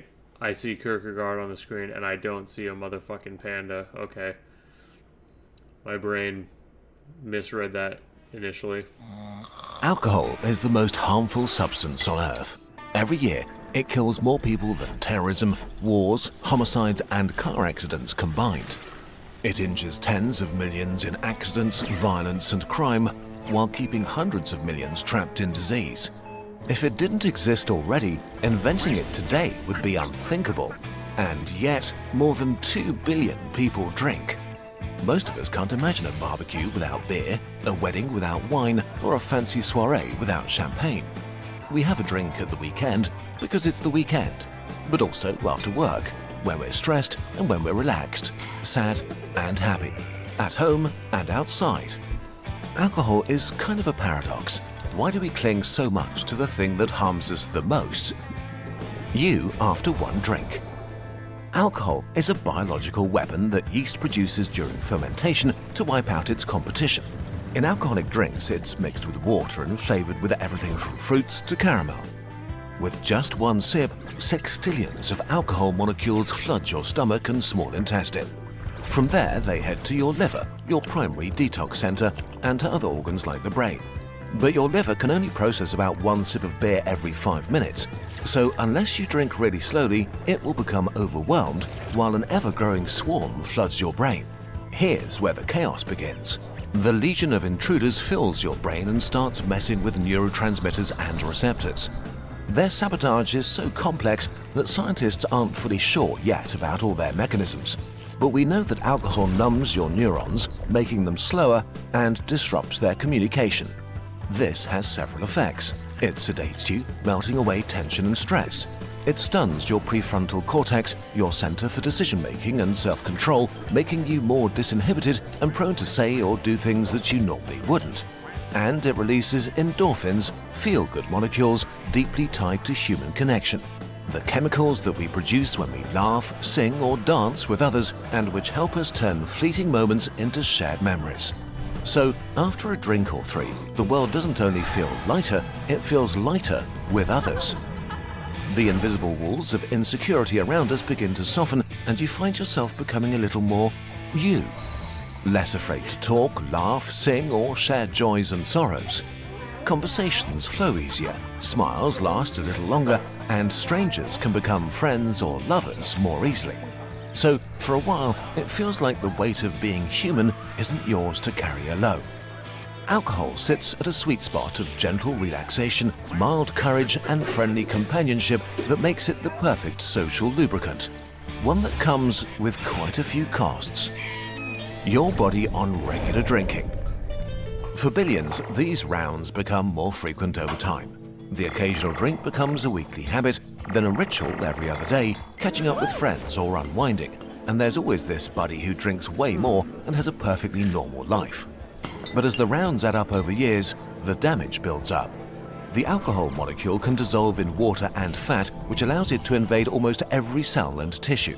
And when your body breaks it down, it transforms into acetaldehyde, a chemical that's even more toxic than alcohol itself and that wreaks havoc on your tissues, cells, and DNA. In your brain, this shrinks your neurons and severs their connections, making it harder for different parts of the brain to communicate. As your brain withers, your memories fade, your thinking slows down, and your risk of dementia increases. When and how you drink matters. The younger you are, the wider the damage, and the more you drink in one go, the worse you'll make it. The human brain isn't fully wired until your mid-20s, so drinking before that age is like smashing wet cement before it's set. In 20-year-olds, blackout drinking episodes have been found to cause mental problems for up to a year, forgetting why you entered a room or having difficulty learning new things. Binge drinking in late adolescence is also one of the highest risk factors for early onset dementia. Then there's cancer. Just as smoking hits your lungs, alcohol causes 8 types of cancer, basically everywhere from mouth to bowel, plus breast cancer in women. Here, risks start at an average consumption of less than 1 glass of wine per day. Beyond that, risks increase. Worldwide, alcohol causes around 740,000 new cancer cases per year, leading to 400,000 deaths. Another victim this video is your is depressing liver. as hell. Alcohol disrupts fat metabolism, causing fat to build up in your liver cells. But this often has no symptoms, so you may go on drinking as your liver slowly turns to fat, swells with inflammation, and starts to fail. The final stage is cirrhosis. Your liver is full of scars and barely functioning. This might take over 10 years, but once it appears, it's largely irreversible. Every year, 600,000 people die because they have a liver destroyed by alcohol. Drinking also weakens your heart, raises blood pressure, and increases the risk of stroke and thrombosis, leading to another 500,000 deaths from cardiovascular diseases every year. In terms of looks too, alcohol damages cells around your body, including your skin, which looks older sooner. And not only does alcohol contain a lot of calories itself, it also makes many people very hungry. Drinking is a huge source of weight gain and increases the risk of obesity, opening the door to a cascade of other health problems. When scientists crunch these numbers, they see that health problems can start at about 1 beer a day, and that the chances of premature death start rising significantly at around 3 beers a day for men and less than 2 for women. If this sounds like a lot to you, maybe look around. In the EU, the average man drinks the equivalent of almost 3 beers a day. The average woman, almost 1. Similar figures apply to much of the world, especially the West. There's no other drug we consume that gets so close to the edge of harm. It isn't only your body. Alcohol is unique for another reason: its unmatched ability to destroy others. Alcohol causes a staggering amount of accidents. The numbness and disinhibition of a few drinks can morph you into a clumsy critter eager to take really stupid risks on a balcony, at sea, or on the road. Every year, alcohol-fueled accidents kill 500,000 people, 300,000 of them in car accidents. But more than half of the people who died in those crashes didn't drink. They just died because someone else did. Alcohol is also one of the major causes of violence, from fights at the pub to domestic abuse, other brutal assaults, and murder. Figures differ by country, but essentially 50% of all violent crime and sexual assault is committed by drunk offenders.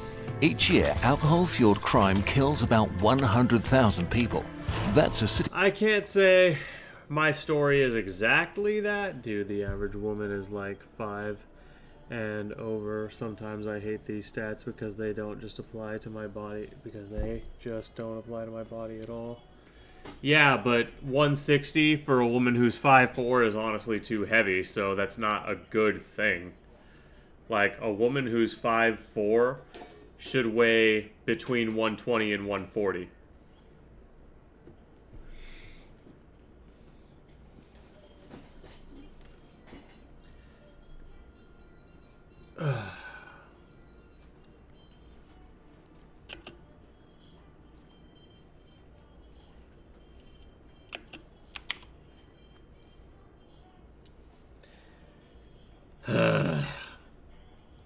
Like Pisa being massacred every year by a drunk mob. And then you have all the non-lethal victims. In England alone, 500,000 adults are injured every year in accidents caused by drunk people. Another 800,000 get hurt in violent attacks by drunk offenders. Zoomed out to the rest of the drinking world, this means that every year dozens of millions are physically harmed by someone else's drinking. The most innocent bystanders are the 600,000 babies born every year with fetal alcohol spectrum disorder, a devastating lifelong condition caused by drinking during pregnancy. Alcohol is nothing short of a global catastrophe.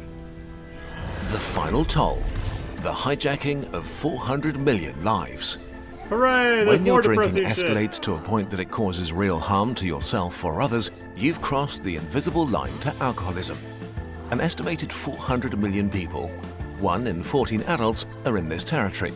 The line is very fuzzy and varies from person to person, but if you consistently drink 8 beers per week as a woman, 15 as a man, or 5 on the same day, you've either crossed the line or are dangerously walking towards it. Of those 400 million, more than half have fallen into an even deeper trap, dependence. When alcohol has become something that you physically or psychologically need. In Europe and the Americas, 1 in 20 adults are caught in this web. The stereotype of alcoholism is one of extremes. A homeless person clutching a bottle or an always drunk father shouting at his kids. But it can be far more silent. A US study found that up to 50% of all alcoholics may fly under.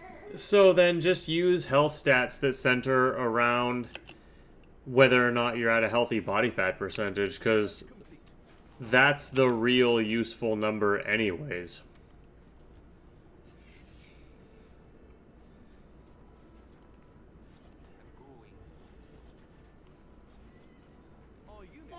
There you go. Then you're good to go. You know?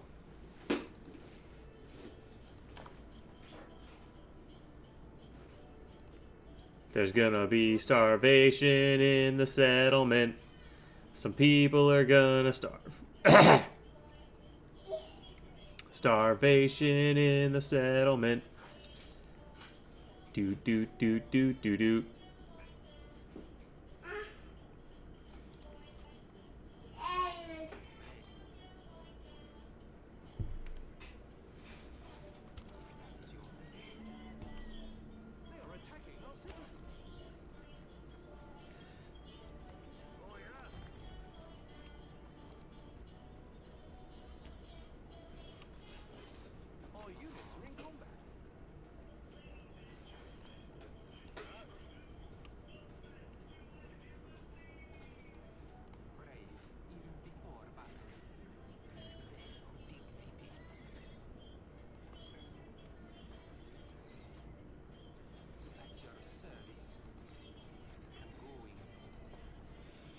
Oh, by the way, happy National Left-Handed Day a few days ago to whomever this may apply.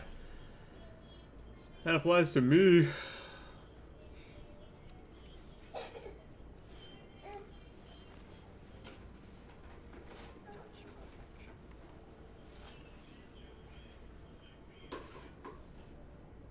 Motherfuckers. Can't say I'm familiar with that word. What does that mean? Sinistral. Does that specifically refer to being of a left-handed body?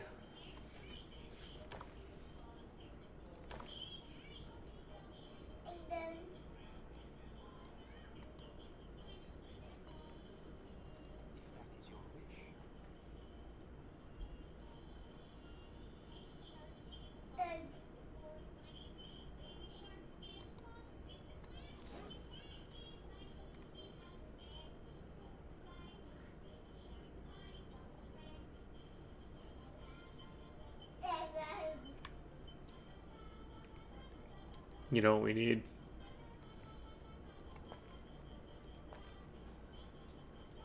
We need more food. And fewer dead guys. Counterclockwise to the left. Alas, it shares a route with Sinister. Yeah, I thought it sounded vaguely, and by vaguely I mean overtly, like it was rooted with Sinister. Hooray! Enemy forces are approaching!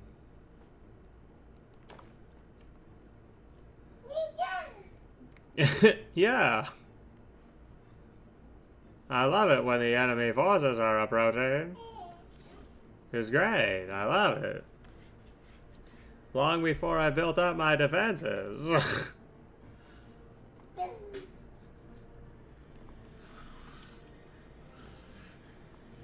Amnes, why are you growling at me? The radar. They come in two main groups, unproblematic young adults and middle-aged professionals with successful careers and families. As one of them, you'll show no antisocial behavior. You'll fulfill your obligations. You'll probably have no diagnosed health conditions. But on average, you'll be having 4 beers a day and will get drunk every week. And neither you nor your family may notice. No one questions a drink at dinner, after work, or at a party. But it's exactly that makes alcohol so dangerous. No other drug is so widely accepted, casually consumed, and easily ignored. So, okay, how did we come to this? A pact with the devil. We made a pact with alcohol to help us solve one of the greatest challenges of being human. Human interaction is messy. Boredom. We long for closeness, but we're also it wasn't that anxious, one. awkward, and wary of each other. Am I talking too think that much? was funny, Do they actually sweetie? like me? What if I say something stupid? There are many ways to navigate this. Alcohol is not the solution, but it is definitely one of them. It is a real and effortless solution to the problem of connecting with others. Studies confirm what we've known for millennia.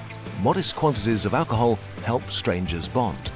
And individuals who drink moderately and socially tend to have more friends, closer friendships, and higher levels of trust in others.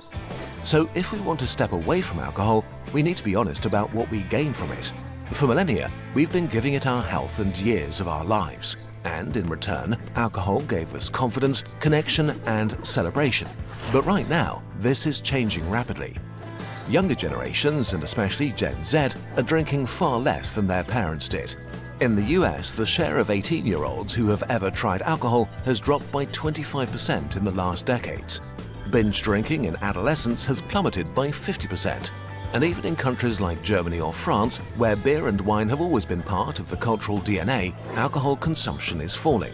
And that's a victory. Fewer accidents, fewer hospital beds filled, fewer lives quietly derailed. But at the same time, other things have been falling too. The share of young people who see their friends almost every day has plummeted by 50%. Attendance at parties has fallen by 30%. Dating and casual sex have fallen by a similar amount. All while loneliness and mental health issues have skyrocketed. There are many different reasons for this, from COVID to social media. But the shift in which drugs we consume is probably not totally unrelated either. Drugs like weed have gained ground massively, and in contrast to drinking, smoking weed tends to make many people less energetic and likely to do things, more socially awkward, and especially if you use a lot of it, more lonely.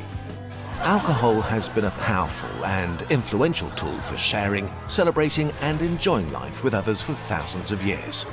If the West is on the path to drinking less, we might also be on the path to something completely new. A future where we connect and rejoice without a poisonous chemical crutch, or at least without this specific one. It's up to us to figure out what Or at comes least without next. this specific drug. By investing time into your dreams, like starting your own business. With the help of today's sponsor Odoo, a business management software, you can do the first step of starting a new business in 3 minutes. Don't believe me? I bet you 5 ducks and you and I will do it together. You can try Odoo for free by clicking this button here. The first application stays free forever with unlimited hosting and support. Let's select the e-commerce application to set up an online store. Then you just follow the e-commerce configurator. I am not in the mood to put up with that BS, to this BS. Enemies from all the hell over.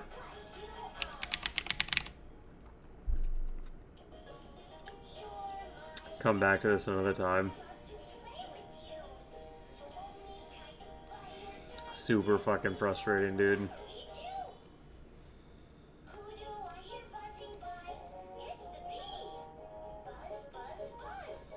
Does anyone gain energy while imbibing cannabis? I feel activated, sprawling, often energetic. I love lifto body weights and stretching while high. I have been known to go to the gym while high. So if you've been living on... Not because it gives me energy. It actually, like, I wouldn't say it levels me out. I would say it,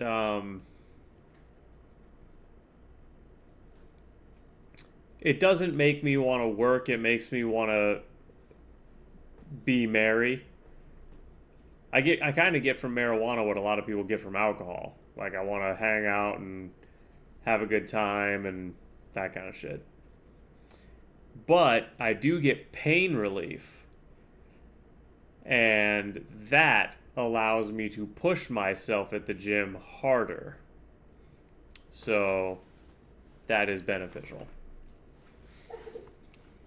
Under a rock, you probably haven't heard that Sydney Sweeney was in an American Eagle commercial. Genes are passed down from parents to offspring, often determining traits like hair color, personality, and even eye color. My genes are blue. Sydney Sweeney has great genes. Get it? Jeans? Because she's attractive? And she is. I can see why men like her. She has a really cute face and a nice body.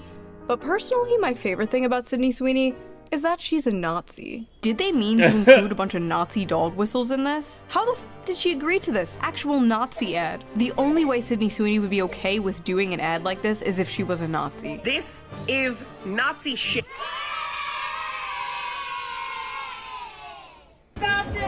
Quick! An attractive woman is being attractive while not agreeing with us. Get her!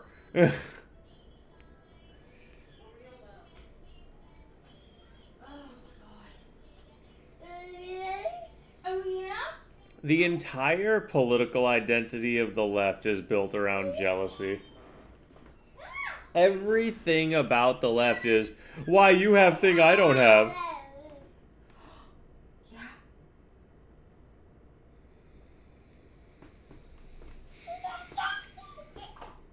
Being racist! Some of you guys might be too young to remember, but back in the day when an ugly girl was jealous of a pretty girl, she would simply call her a whore. But that's a good thing now, so we have to call her racist. I am going to be completely honest, I have no idea what movies Sydney Sweeney is in. All I know, she is a very popular celebrity, and I always see discourse on Twitter about her being... I would say it is true that the left hates women in general, and especially attractive women.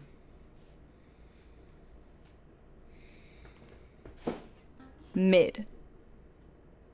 What is wrong with you people? Who is not mid nowadays? I saw Anne Hathaway get called mid the other day. Anne Hathaway. I mean, if these women Anne are mid, Hathaway is mid. I'm like a sub-zero. I'm like a -2. I am like a horseshoe crab on the bottom of the ocean. She literally built her career on being the girl next door.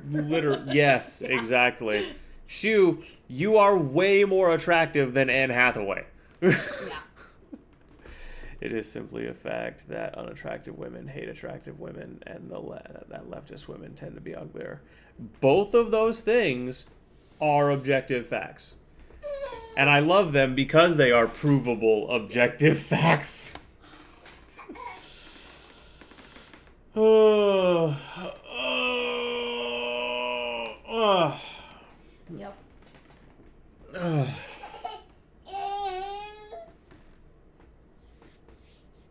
However, I hate those provable objective facts because when you say those are provable objective facts, people get really, really mad at you. Which is frustrating. Horseshoe crabs are pretty base though. 445 million years, no evolution. That's me. Millions of years on YouTube, No evolution. Sydney Sweeney has like a fun, bubbly personality. She seems like she enjoys being feminine, and it seems like she doesn't hate men, which is a big plus. She really plays into the like, I'm a hot blonde bombshell, I have big titties thing, which, are we back to liking titties as a society? Didn't Kim Kardashian deflate her ass recently? That's how I knew the ass fad was over. The fall of Kim Kardashian's ass and the rise of Sydney Sweeney. Besides, ass, titties. No, I don't objectify women. I respect women, okay? The only thing that matters to me is a woman's mind. And thighs. What is like the male I thought body? she was gonna say feet. I thought she was gonna take it to the weird place. But instead she went for the, okay, I see where you're going here. Oh, you missed it. Oh, she was standing up. I saw her plop on her butt though. Yeah. She was just standing there, not holding on to anything. Yeah! I caught you! You did it. Do it again.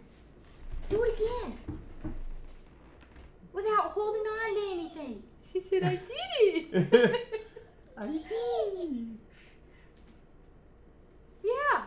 You are getting so good at words. Yeah. Well, we listen to audiobooks and we read. Oh. Come on, you can do better than that.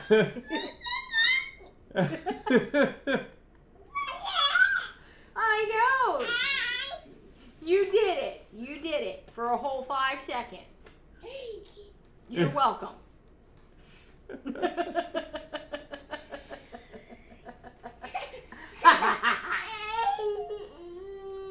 You are so adorable. Look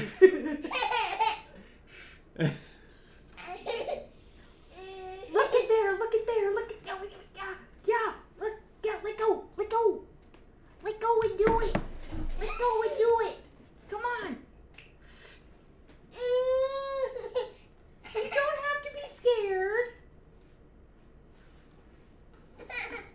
What's the matter, Amner? What? What's the matter? Are you getting tired? It is getting pretty late. Is it getting pretty late? Oh.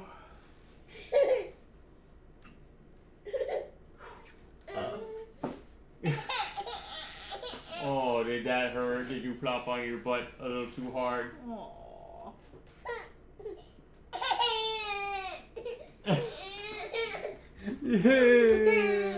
Yeah. That's what I love. That's. Yeah. You're such a girly girl. I freaking love it. Ow. Equivalent to this debate, abs or arms? Personally, I love a good forearm. I love a good, nice, thick, manly wrist. And you know what looks great on a wrist? A watch. Which brings us to today's sponsor, Holzkern. So let's quickly give them a shout out before we get into today's video, shall we? Holzkern is a young Austrian company that creates unique watches, jewelry, and accessories using all natural materials like wood and stone. Their high-quality timepieces come in various designs for both men and women, making them the perfect choice for any style or occasion. All of Holzkern's products are manufactured in small quantities to ensure responsible and ethical production, while making sure each item is built to last. I personally love the kaleidoscope watch with the little flower design on the pearl dial. I think it is so beautiful and so cute. I'm obsessed with it. The glass is made of sapphire crystal, making it scratch resistant, while the strap is crafted from koa wood, and it's water resistant as well. There's also the Moonrise watch, which is made from genuine white marble and stainless steel. It shows the weekday, date, and even the current moon phase, which is really cool. I think all their products make very beautiful gifts, and since they're all made from natural materials, they're all very unique. All their items come with a 2-year warranty, and ordering online is super easy with free. Now, let me tell you, ladies and gentlemen, is a watch right here, my man. I like the green. This one, yeah, that one's pretty cool. I gotta say, we're gonna go to these guys' website really quick. So, Holzkern. That's pretty good.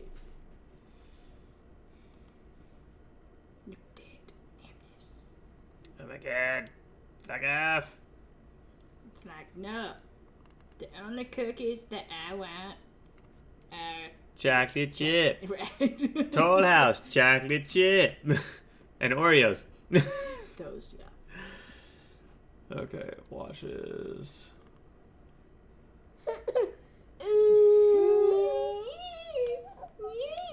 Bro, these are art, my guy. Look at this. I like. That's very pretty. Look at that. It's majestic. One of my favorite shades Oh, shit. of blue.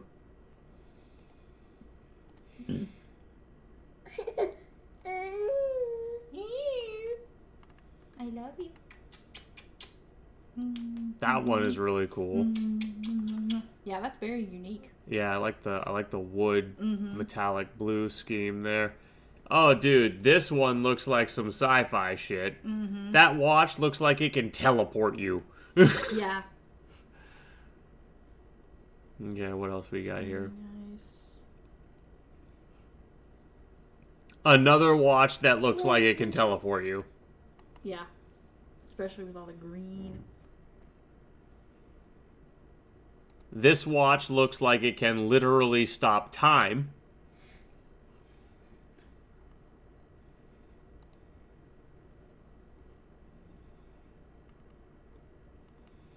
Ooh. I see that and I think that's Grandma's watch. Yeah. That's what I see. Oh my god. Look at the spiral shit. Oh, that is sick. It's the Sharingan watch. I love it. Almost as good as my Samsung watch that's made of all the things that come from the ground in China, including the labor to assemble it. Wow, dude. You want a night? Is that what Ooh, that's nice. That is. Oh, wow. That's very pretty. Ooh, okay. A night? You want a night? Is that what you want? Is it night? Dude, who designs these things? Whoever it is, that's great shit, Ricky.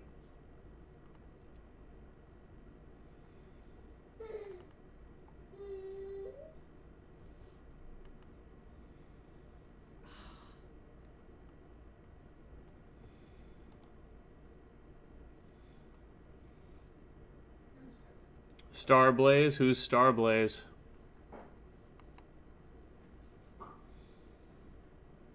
Are you telling me that's literally who designs them? Someone named Starblaze? Or is Starblaze a company? Oh, wait. It's a watch, isn't it? I'm an idiot. It's a watch.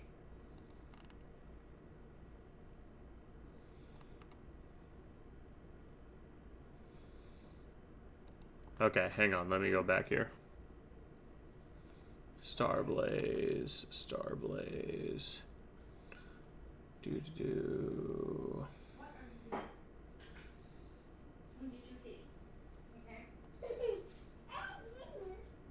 A night. Yeah, we'll get you a night. A night. Yeah. Oh. Yep, we'll get you a night. You're getting so good at your words. I'm so proud of you. Yep. You're not even a year old yet. I know. Starblaze. A boob. Yep, we'll get you a boob. Okay. A boob. Certainly not a bad choice. It's got a nice minimalist, but assertive kind of a feel.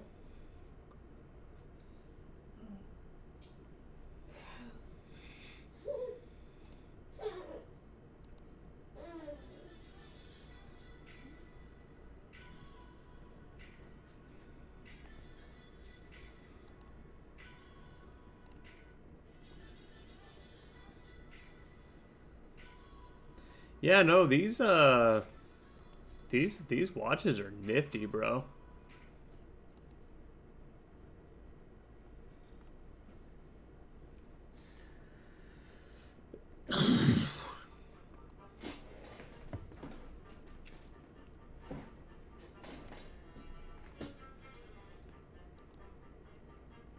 free worldwide shipping within 5 to 9 business days. And if you're in the US, don't worry, Holzkern handles the custom feeds for you, so no unexpected drama there. Just click my link in the description below and use my special discount code SHOE to get 15% off your order. Yeah, that Plus, company if you makes additionally sign up fucking for their Rolex free look like premium dog club shit, membership, dude. you'll get access to exclusive products, special discounts, and early pre-sales. But if you only want to check things out for now, no pressure, you can just sign up, come back later, and you'll still get a special discount on your first purchase. So if you're looking for a unique gift or just want to treat yourself to a nice watch, I highly suggest checking out Holzkern. Big thank you to Holzkern for sponsoring this video. And now, let's get back to it. My jeans are brown. Sounds like I shit my pants. The woke outrage over Sydney Sweeney's ad has gone from, well, bad to worse. Some people have taken issue with the phrase great genes being used over images of a blonde, blue-eyed woman. If Sydney Sweeney is a registered Republican, I think her ad is fantastic. Okay, thank you very much, everybody. TikTok and Twitter absolutely blew up with thousands and thousands of people calling this ad fascist propaganda. Yes, they literally took the jeans and jeans pun to be. I think it's funny that they will simultaneously say it's Nazi propaganda and it's fascist propaganda. It's like,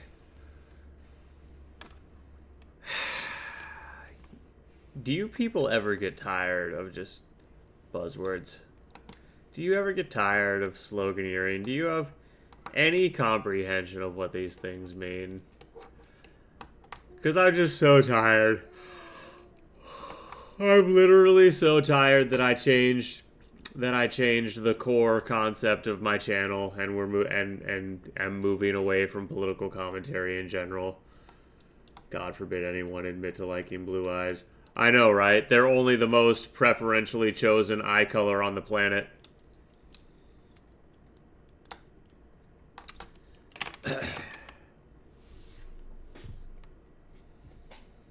I personally think green is better, but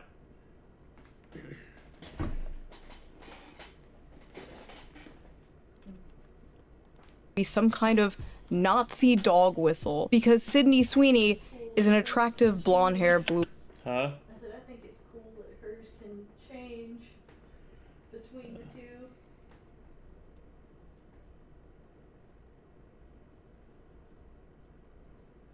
Therefore, I'm asymmetrically offended, whatever that means. Well, I'm sure that the lopsided were also asymmetrically offended when the Q did what they did to them. God. That story is just so fucked up. The idea that humans would be completely subjugated and force mutated into just all of those abominations. Yeah.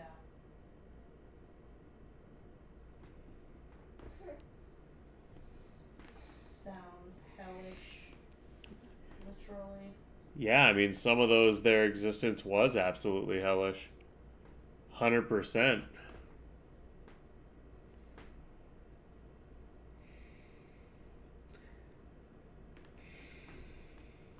Blue-eyed woman, which apparently has been an extinct species for so long in advertisement that when people saw this, they got scared and thought they saw the ghost of Hitler. Is Sydney Sweeney a Nazi?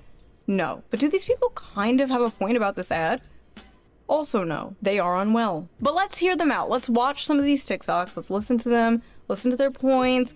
We're not gonna be mean. We're not gonna own the libs, okay? We are going to hear them out. You guys are complaining about that Sydney Sweeney jeans ad, so I went and saw it. That's Nazi propaganda. Holy 2014 Tumblr. What the f? Out here looking like she walked straight out of a Stone Toss comic. Looking like you're going on the thumbnail of this video. Listen, if your bangs end in the middle of your forehead, you don't have to tell me your political opinions. I know them. I can tell. Not only that, but if your bangs are frosted blue or green, if you have a septum piercing, Especially a bull ring. If you have industrials, if you have a significant degree of tattooing, if you wear certain things, like there's so many things that signal to me, this bitch is crazy. Okay, sorry. I got it out of my system. Let's continue. I will be the friend that's too woke because those Sydney Sweeney American Eagle ads are weird. Like fascist weird. Like Nazi propaganda weird. So this commercial was apparently a reference to an old Brooke Shields commercial from the 80s. The secret of life lies hidden in a genetic code. Genes are fundamental in determining the characteristics of an individual and passing on these characteristics to succeeding generations. This may result in the origin of an entirely new species, which brings us to Calvin's and the survival of the fittest. Calvin Klein jeans. Oh my god, she turns into a swastika. She was like 14 in that ad, by the way. Really creepy. So at least Sydney Sweeney is of legal age. 14 is actually pretty old for Brooke Shields if you know her history and her lore. If anything, that is the most f***ed up thing about this Sydney Sweeney ad, referencing an old ad of a child star who was abused by Hollywood. But yeah, it was a callback to an old commercial. And Sydney Sweeney is the current day hot celebrity, so they chose to do it with her. They unfortunately failed to consider the fact that in current year, white people are not allowed to say that they have good genes, because that is Nazi propaganda. The propaganda. Guys, it's propaganda, because all white people are Nazis. Oh my god. Hey, remember what I just said like 5 seconds ago? Remember what I said? What did I say about the nose piercings? What did I say? What's right there, guys?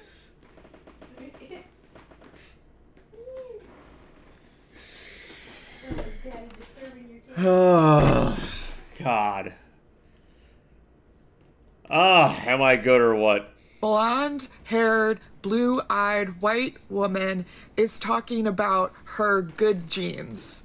Like, that is Nazi propaganda. You don't get to drop lines about inherited traits, blue eyes, and great genes while zooming in on somebody that could have walked straight off of a Nazi propaganda poster. A white, blonde, blue-eyed, Hitler's wet dream talking about how much she loves her genetics. It's not just giving eugenics, it's giving male fantasy. I like how eugenics and being attractive to men are like equally terrible things to these people. Sydney Sweeney's jeans ad is giving ethnic state propaganda. It is giving dystopian. It is giving 1940s Germany. Why do they all speak the same? Why do they all do the same shit? They all say the same shit. It's giving.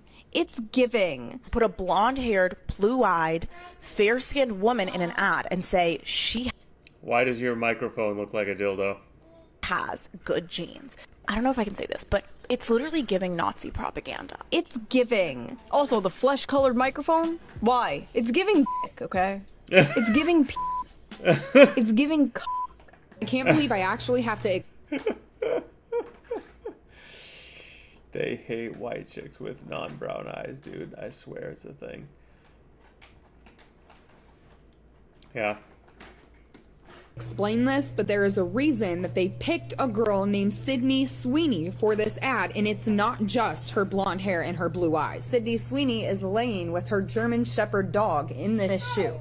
Her name is Sydney Sweeney, so her initials are SS. They intentionally included her German Shepherd dog in the photo shoot. Oh my god. Take your meds. Meds, meds, meds, meds. Her name is Sydney Sweeney. Her initials are SS, like the Nazis. The dog is a German Shepherd. German, like the Nazis. Are they putting crack in birth control nowadays? Bro, I think they might be, Shu. Did she say are they putting meth? No, crack. Oh, okay. That is some top tier. That is some top tier tinfoil shit. What is going on? She is a hot woman. She is a hot woman because of the way she looks. She looks the way she looks because of genetics. She has great genes. That is how a normal person sees it. She's blonde and has blue eyes and her initials are SS and she has a German Shepherd. Is how a schizophrenic, politically brain-rotted person sees it. Hi, thank you for calling American Eagle. This is Jess. Amos! Baby! Oh, what happened? What happened? She just bumped her mouth really hard on the coffee table. Did you bump your mouth? I know. Oh, honey, are you okay? You okay? Your teeth okay? Oh, poor little girl. Yeah, that was hard. I heard that. Are you okay? Can I help today? Hi, I am a marketing student and was wondering if I could speak to someone who could maybe give me some insight as to what estimated return on investment there has to be willing to use white supremacy and eugenics as your marketing campaign. On a marketing campaign? Bro, imagine how cooked you have to be to make that call. Imagine how cooked you have to be like, you know what I'm going to do? I'm going to call the American Eagle customer support line and ask the customer service representative if their company is deliberately doing Nazi propaganda. What the fuck? Bro, imagine the kind of person you have to be to do that. Those poor customer service reps.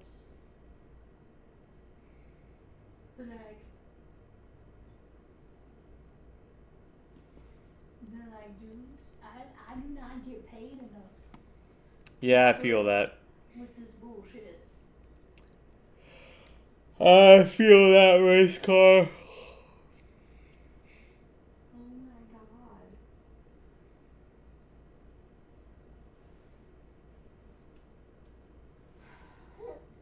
god. Asking some poor worker, doesn't even fucking speak English, has all to do with the commercial. These people are sick. Yes, I recently saw American Eagle's eugenics marketing campaign where they used that white blonde girl and talked about how good her genes were in a time where racism is rampant in the U.S. I see. Thank you for taking time to share your feedback. Why are you bothering this?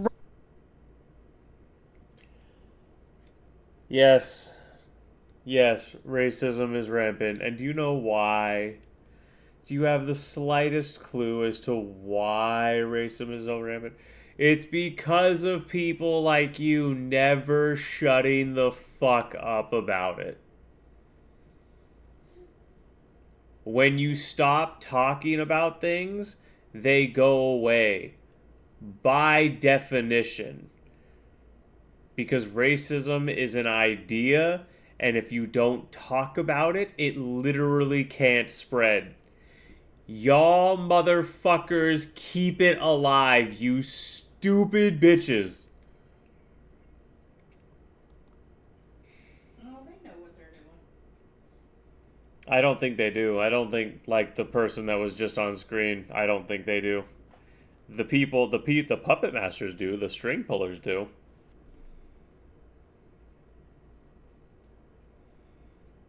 They're like, we keep it alive because otherwise we would have nothing to talk about. Random ass Filipino woman with your West Wing ass TED talk. Nobody gives a f. Okay, so there's no way to, as a student, I can't learn about when eugenics Panda, I could see you the whole time.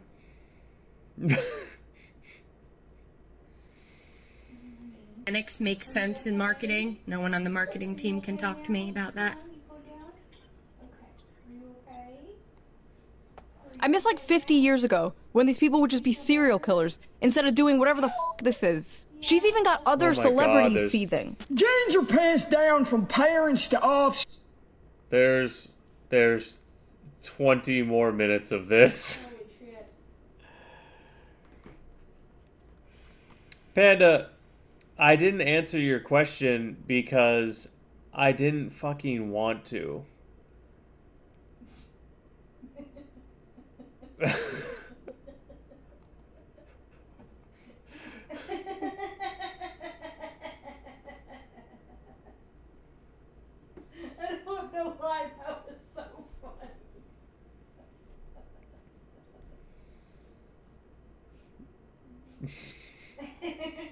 It seems so obvious, doesn't it?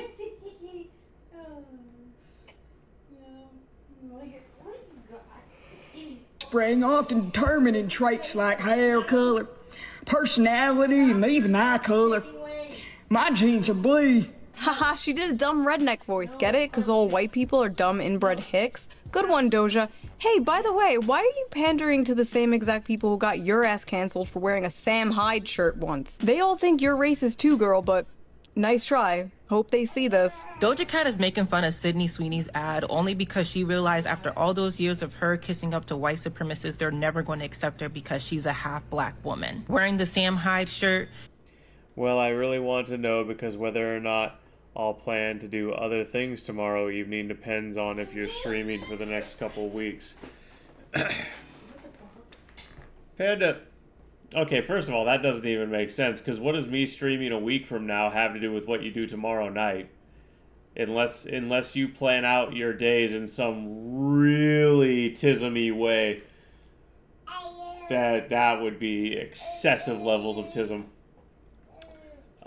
And secondly, just because I'm streaming today and tomorrow and probably Sunday doesn't necessarily mean I'm streaming for the next couple of weeks. Man.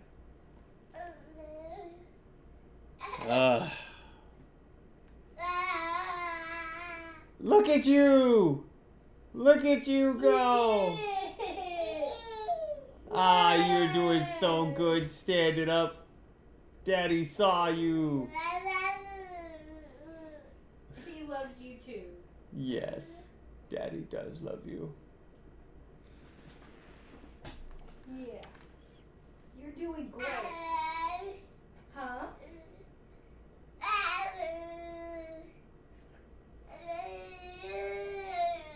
Yeah. Yeah. Yep. You're gonna make it. Are you gonna walk soon? Yeah.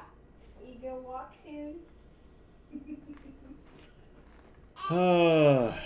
You don't know? Well, we can keep. Did you hear that? I don't know. So is the verdict. Yes, I'm streaming this weekend, but I don't know about... Oh, no, I know about next weekend. I'm not. You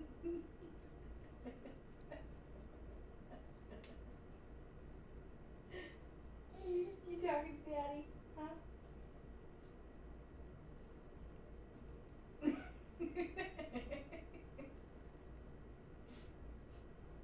She's just gotta have your attention.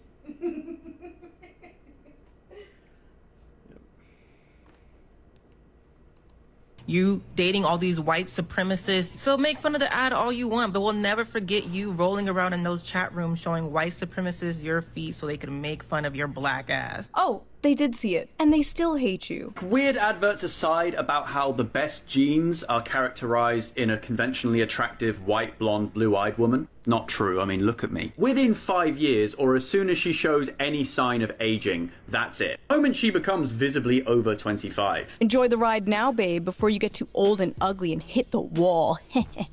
But wokely. This is just something I've noticed in the decade of criticizing feminism on the internet. Male feminists are the most misogynistic, sexist freaks ever. When they finally... Ever. He's also not an attractive woman. I know, right? Wolf, let me hear you say... Shit if I get...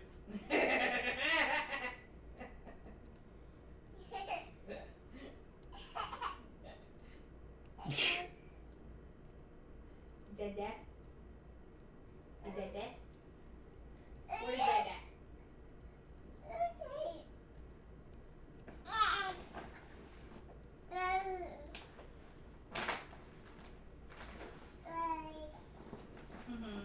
Shut up, because race car, you know you would stick it in his butt. Race car's meat for everyone's mouths.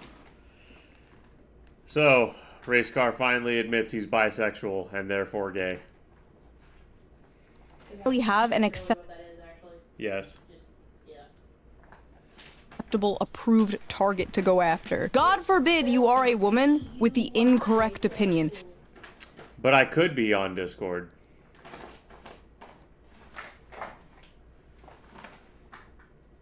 The accidental timing of those two comments.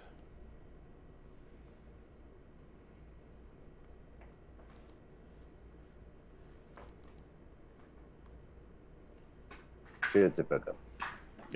No, you're not saying it right. It's shitificate. Certificate. Shitificate.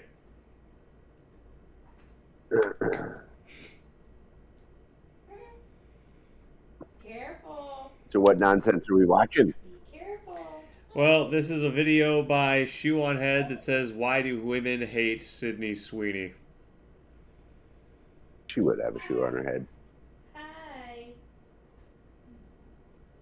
Or maybe up his rear. Wait, up whose rear? Shoe on the head. Maybe it's a shoe up the rear. You think she has a shoe up her butt? No.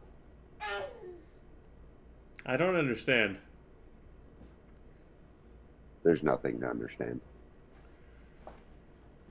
I wish that were true.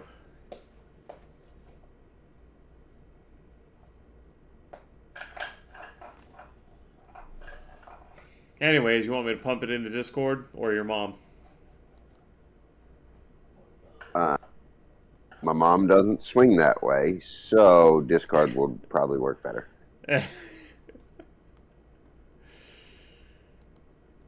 No joke. It's weird that you exist if your mom is gay.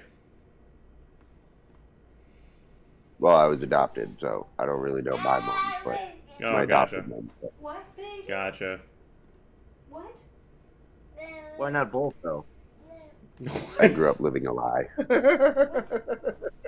Hello, race car. I mean, you can go for it. By all means, feel free. What are you saying? If I were you, I wouldn't go near it, but... Hey, Zach, you might want to check your Discord settings. I think you've got the wrong mic selected. You think I have your face selected? Just saying. Oh, okay. Yeah. Yep. Yeah. It has the fucking... It has my webcam mic selected for whatever homosexual reason. Speaking of gay moms, have you heard from Rev?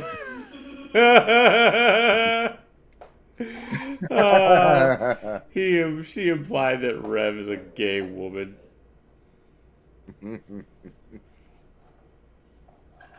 But what a wholesome human being at the same time.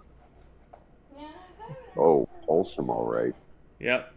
Women do have more holes than men. That's scientifically verified.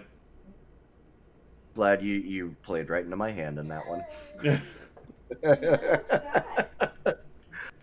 It's not really so much playing into your hand as it is taking the layup shot that you passed me. Yeah.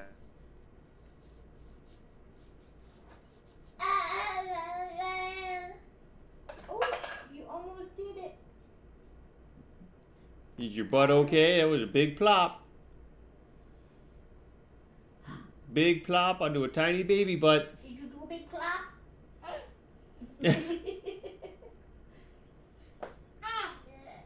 You did. Oh, okay. I did.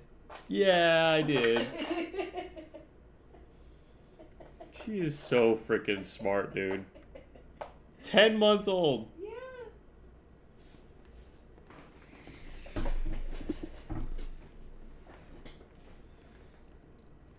Ugh. Yeah, you stood up. Great job. You dancing? Do your happy dance. I see you. Happy dance.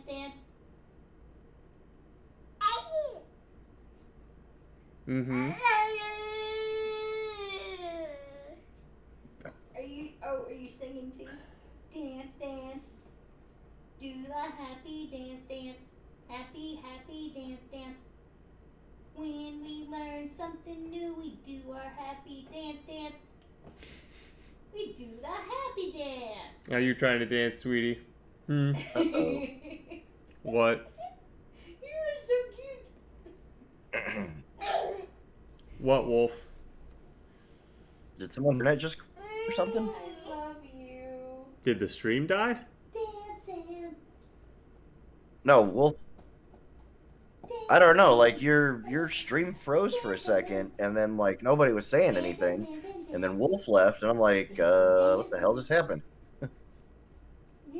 Okay, apparently, I heard Wolf say "uh-oh," and then okay, Discord decided to update.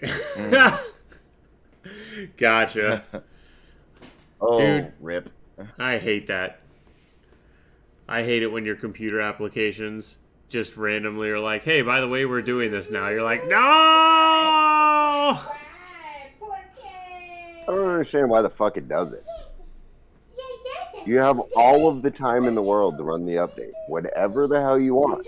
You just decide to wait until I get into voice chat, and you're like, I gotta do an update. Update this dick. Update your actual mother. With this dick. We call that inserting the USB stick. Oh. To download some external drivers. Is that what we're calling sperm now? You don't want to make them internal drivers. Well, they'll be internal drivers if they're able to successfully upload.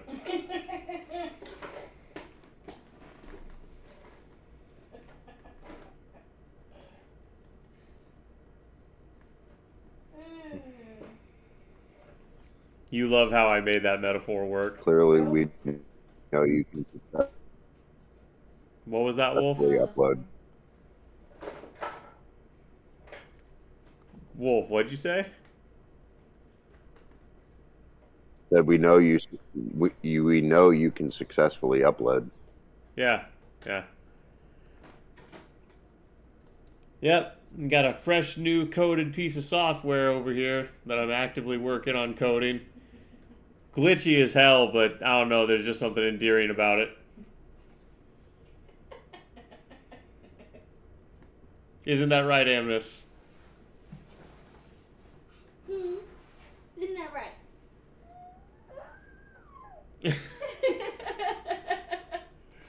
Because hell hath no fury, like a male feminist replying to you. A strawberry blonde, blue-eyed woman marketing having great genes. This is just a whole fucking eugenics campaign, and I, for one, would like to throw myself off a balcony. Do it.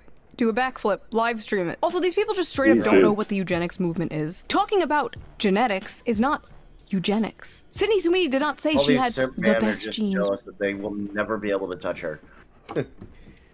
If you are one of the guys that made a video like that, not only will you never touch Sydney Sweeney, but you will never touch any woman even close to that hot.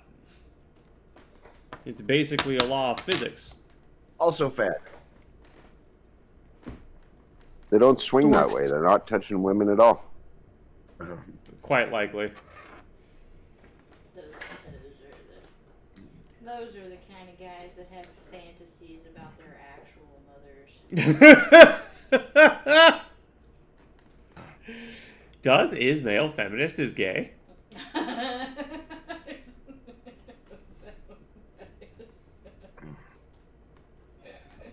I just don't understand how any human being can just like what's the word? Have any kind of sense of self-preservation being that miserable all the time. Well, that's just the thing. Leftists don't have any true sense of self-preservation. Only in moments of panic where their brain reverts to animal mode do they have any sense of self-preservation.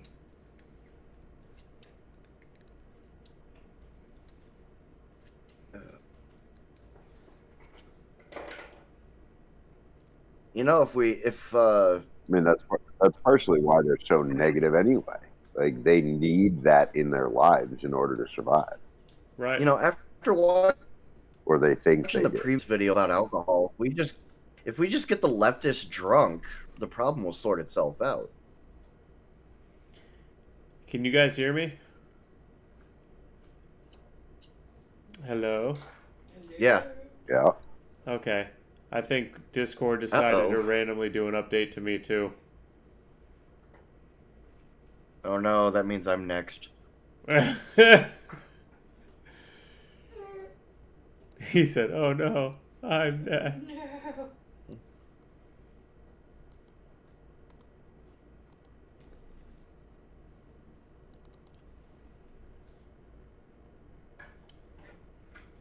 Hey, can you get me something to drink? Yeah. With water. Hello. Hello. Okay. I mean, What? it won't kill everyone, but certainly kill a whole bunch of people. What would? Alcoholism. The claim from the previous video about alcoholism, how alcohol doesn't kill just the people that drink it, you know. I mean, that's true. Drunk drivers and other things like that. We just need to get the leftists drunk all the time. And then the I problem mean, will by fix and itself. large, they do compare to conservatives. Leftists typically drink more. Leftists and substance abusers overlap heavily.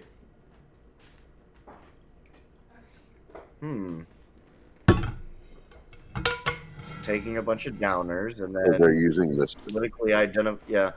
politically aligning with just sheer fucking miserable ability. It's all starting to align here. Mm-hmm. You know what else is starting to align? These nuts. Your actual mothers. Oh, okay. Superior genes, or that other people had bad, inferior genes. Someone even made it like a fake ad, like Beyonce. And most tender insecurity under the patriarchy, which is desirability in the beauty standard. It affects not only non-white women, even though this is clearly white supremacist Aryan race propaganda, but it also adversely affects the majority of white women who do not naturally. I like how this black gal goes on this little spiel about the subject matter she's going on while having straight hair, while using makeup and filters to have the whitest possible presenting facial structure that she can possibly present. Like, dude, we see you trying to be white, honey.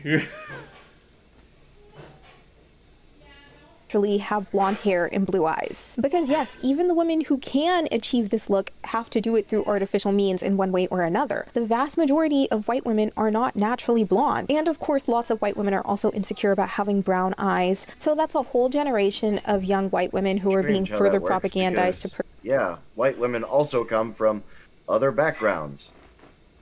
Weird. Yep.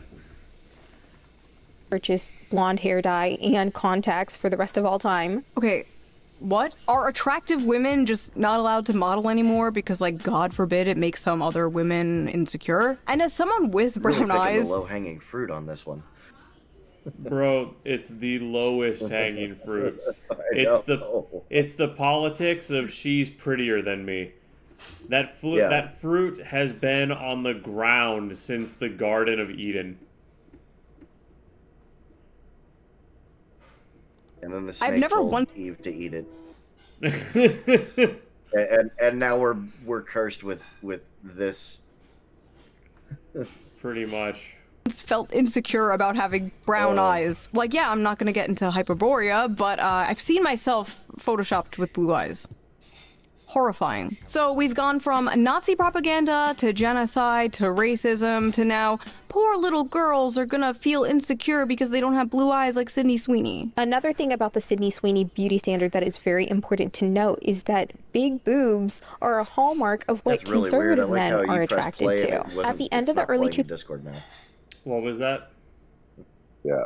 So I like how you press play on the video and it's not playing in Discord, but it's playing on your stream. Huh. No idea what, if anything, I can do Stream about that. failed to start. Yeah, I'm getting the same thing too. Oh, here we go. Not that I'm upset that I missed like 5 seconds of whatever the fuck this lady's blabbering on about. Thousands and through the 2010s, we were becoming a more progressive society, and so we also naturally progressed to be a more ass-centric society. In the 2000s, we were becoming more progressive, so we started objectifying women's butts. What? The communist utopia will be ass-centric, apparently. I didn't know the ass first thing was political. How does she know conservatives are all boob men? Conservatives in the audience, are you a boobs or butt guy? What political affiliation are the feet men? Libertarians. Yes. Yes! Yes! Where's Groupus to confirm this?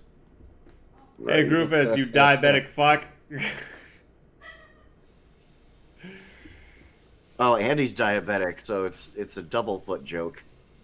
Ah, I see what you did there. Because they have to have them amputated. Exactly. And then they pickle them and put them in jars so they can remember what it was like to have the freedom to walk around. Okay, yeah, not that one. Not that one as far as I'm aware.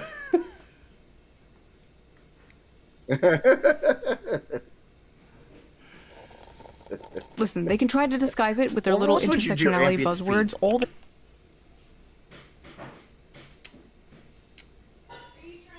Generally, I would think you would bury or cremate them. Like a sane person.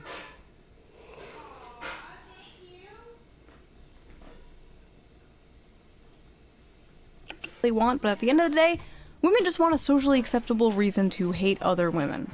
That's it. Good Facts. genes passed on to offspring. That American Eagle ad with Sydney Sweeney is literally overt eugenics. I know you don't want to hear this, but if you want to talk about how that ad is promoting eugenics, which it absolutely is, we also have to talk about how choosing not to wear a mask when you can during an ongoing pandemic, because you're okay with Oh a certain my subset of people, God. primarily disabled people of color, dying for your own comfort, is also eugenics. Bro, your One throw second. blanket over your couch is the trans flag, and you want to fucking talk about eugenics. You suck at trying to pretend to be the other sex. Yeah. That's well, that's a winning point from Race Car. I just really can't say much else besides that. That is a yeah, we neuter children, but I'm going to talk about eugenics. Why? Because Master Satan told me to.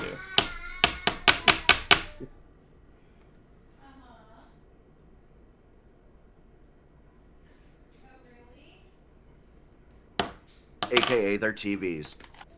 And I'm still so angry about the COVID pandemic that I have to talk about you not wearing your mask and killing other people. Yep. I'm so mad that the government didn't take that advantage to kill all the people that I personally think deserve to die.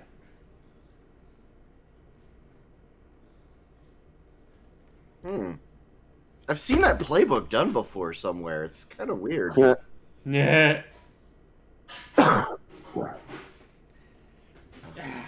Nah. I don't think that's a thing that would happen. You must be imagining things. Yeah. Must have been in a book I read. 1 sec. But it definitely wasn't a history book. Yeah, whatever that was didn't sound good.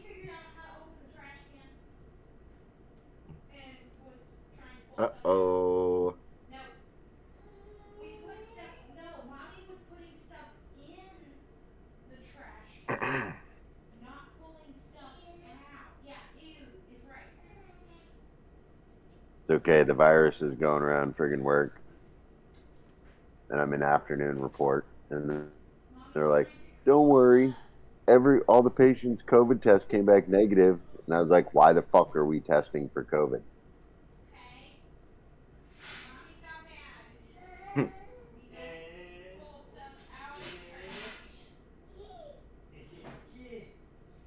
They're a little because we walk like half people This is are wearing 25. no. But then I also pointed out that we can't This is make them wear 2025. We masks, have so they were all doing eugenic it by advertisements to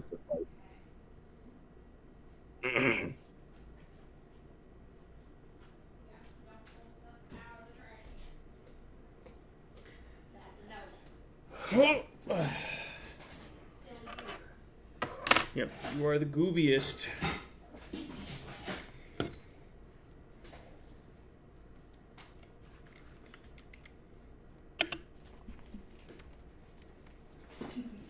What kind of mischief was she getting into? She has apparently 2025. figured out how to open the kitchen trash, and so she figured she would do what all babies do and just start pulling things out of the container that she just figured out how to open. Nice. I found this secret When you loot just hear box. No! Can't be a good thing.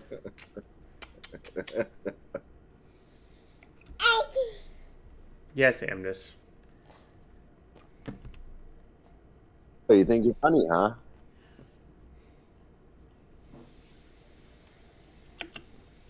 We are talking about wearing masks for COVID in 2025. I like how she's woke scolding the other woke scolds for not woke scolding about her particular pet issue. COVID broke the brains of so many of these people, man. It's because it's when the world was just a giant, safe HR longhouse where it was socially acceptable for them to be moral busybodies and never leave their home. It was like the closest to their lib shit utopia that we have ever gotten, and they miss it. I remember growing up in a predominantly white community, wishing myself out of this body, out of this culture, take my name, if it meant that I could wake up blonde-haired and blue-eyed, never having to explain who I am or worry about being accepted. That is why this American Eagle ad with Sydney Sweeney is especially off-putting. Listen, I'm sorry that happened to you, but we live in a predominantly white country. If you go to another Weird that she country, didn't there will wish be a different... She wanted to live somewhere else, though.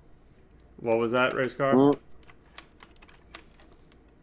I said it's kind of weird how she didn't wish that she was living somewhere else, though, like in a not white neighborhood where, you know, gunshots and shit go off like every night. Oh, Property values are, you know, through the roof. You noticed that too, huh? Yeah. I thought it was just me noticing that, so it would be a shame to have cake and eat it too.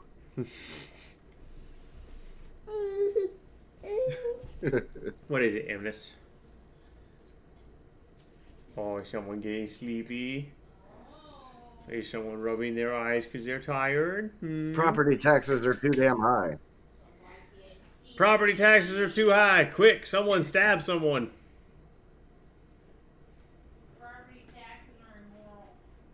Property Right? taxes are evil. 100%. 3 taxes are more evil than all others.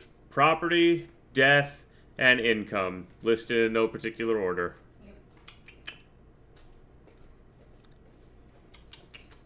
Facts. Yep, that's why you got to be smart about where your estate is located.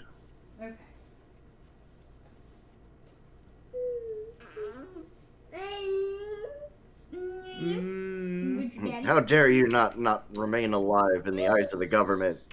Do you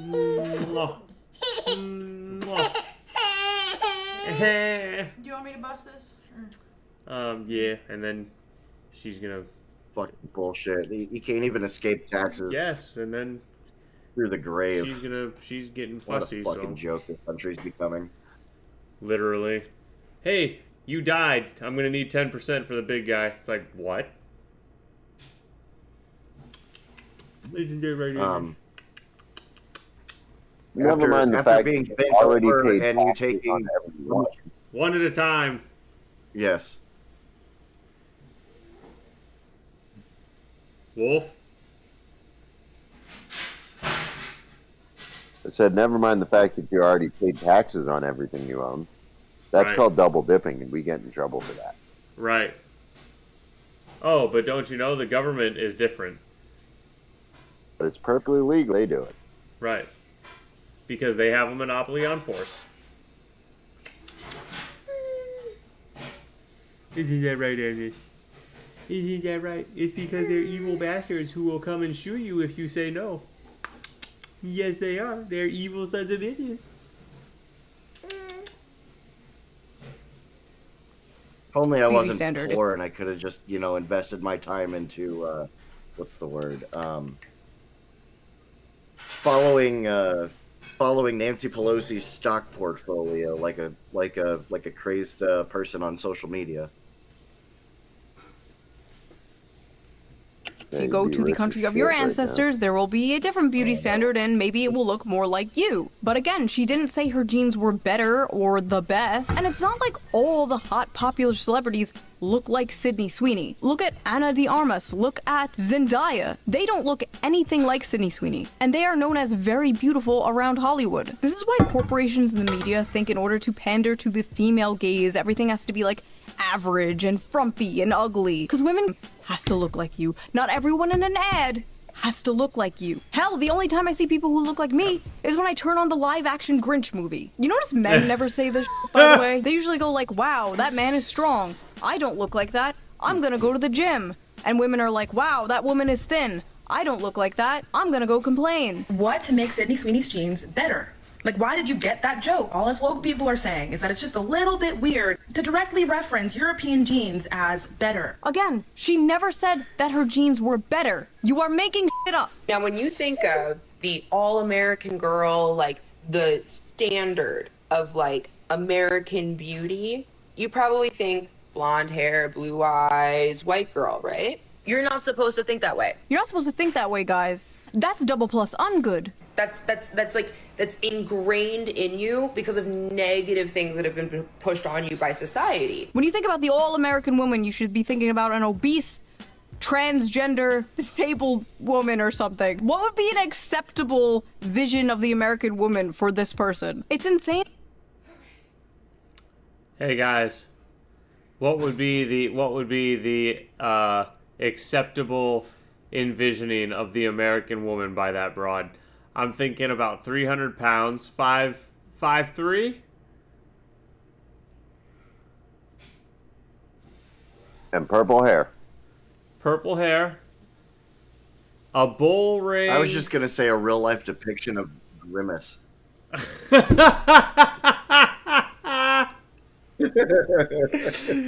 Damn. He said...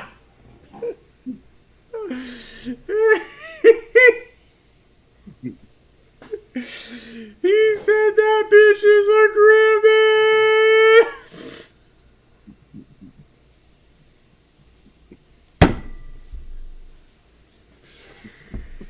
Damn, that reminds me of the Ronald McDonald movie where they all went to Grimace Island and there were the female grimaces wearing bikini. I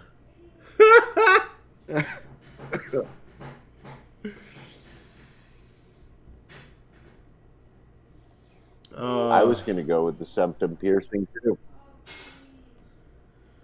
Oh, God. I know, Amnis. Septum piercing, so everyone knows how fucking woke and I'm just fighting for all the injustices in the world, and I need everyone to see it. Up to another shelf.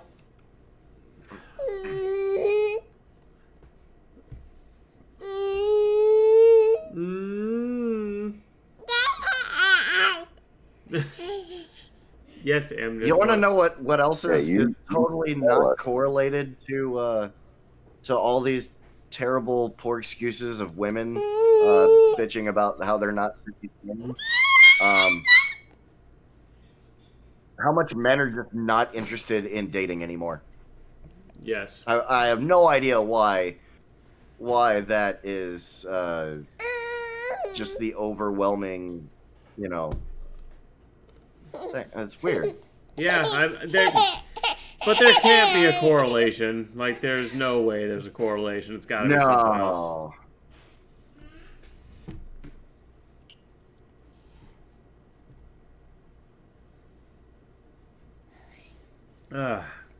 What were you saying, Wolf?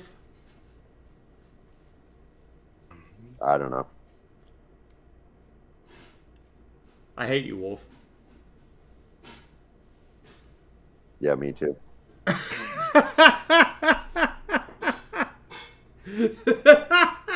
Didn't see that one coming. I miss you, buddy. I was at Walmart today,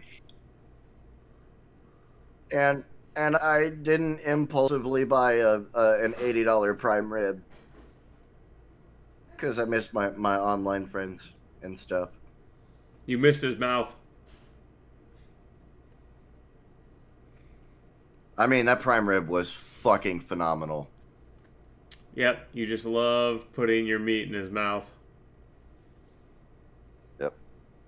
I love putting my meat in everyone's mouth. Like, so tender. It's pretty good meat. Gay.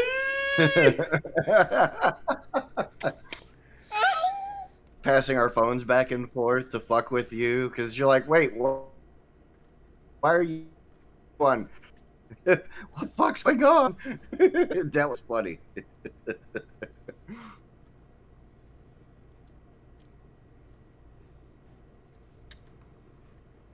Isn't she saying that we think Sydney Sweeney is hot because of negative things that have been pushed on us by society? Nope. Nope. We have eyes. And just Nope, because did not see it coming. I saw it. I think I figured it out fairly quickly. It's not like it took me all night or anything. In that right, Imness. You did figure it out pretty quick. We kept it going long enough, though. We had some fun with it. Yeah, you got me longer than I care to admit, for sure. I was struggling so hard trying not to laugh loud enough that the other phone would pick it up and give it away.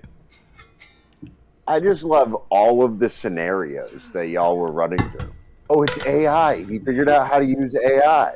Oh, wait, they're just changing their screen names. Oh, wait. Oh, wait. Never mind the fact that it was never moving on the screen.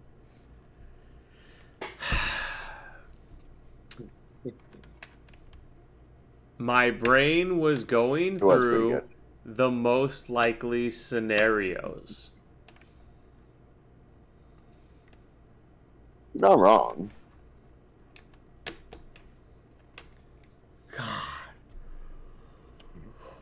Isn't that right? We'll have another chance to do it again. I got to show Wolf where the Twisted T-Slap heard around the world happened.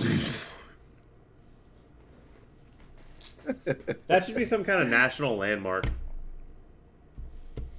I know. I'm surprised. I told him, I'm surprised they don't have like a mural on the wall or something outside for people to take pictures with. Right. That would be the smart I thing would totally to do. capitalize on that.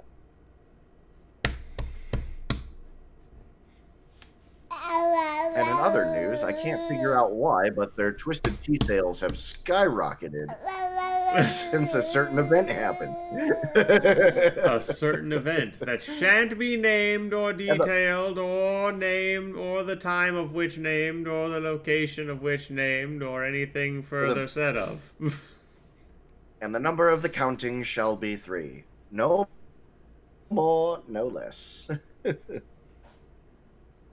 2 being insufficient, 4 being too many, 5 is right out.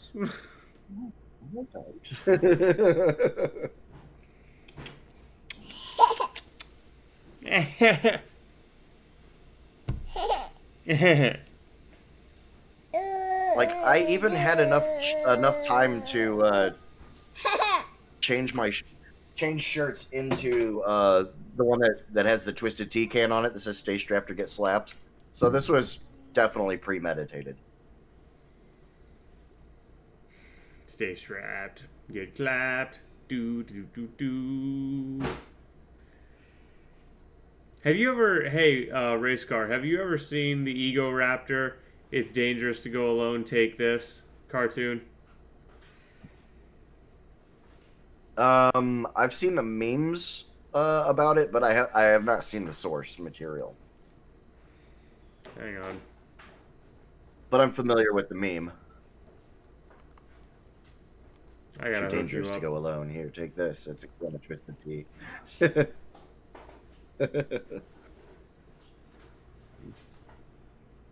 Ow, Amnes.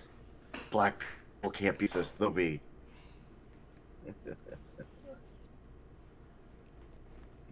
Kids over here using me as a chew toy.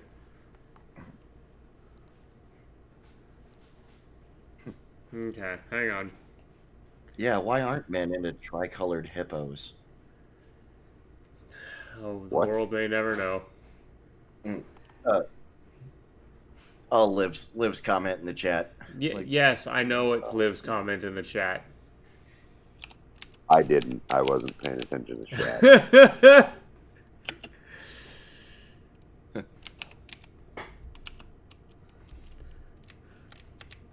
I mean, we have a zoo here in Cleveland. If I want to go look at hippos, and I don't really care what color they are. You can also go to Walmart and find plenty of them. That's also true, and I don't have to spend money to go there. I also work at a Subaru dealership, so it's kind of like they just come to me, unfortunately. I sell car parts to lesbians. I work in a profession of degeneracy. Hey,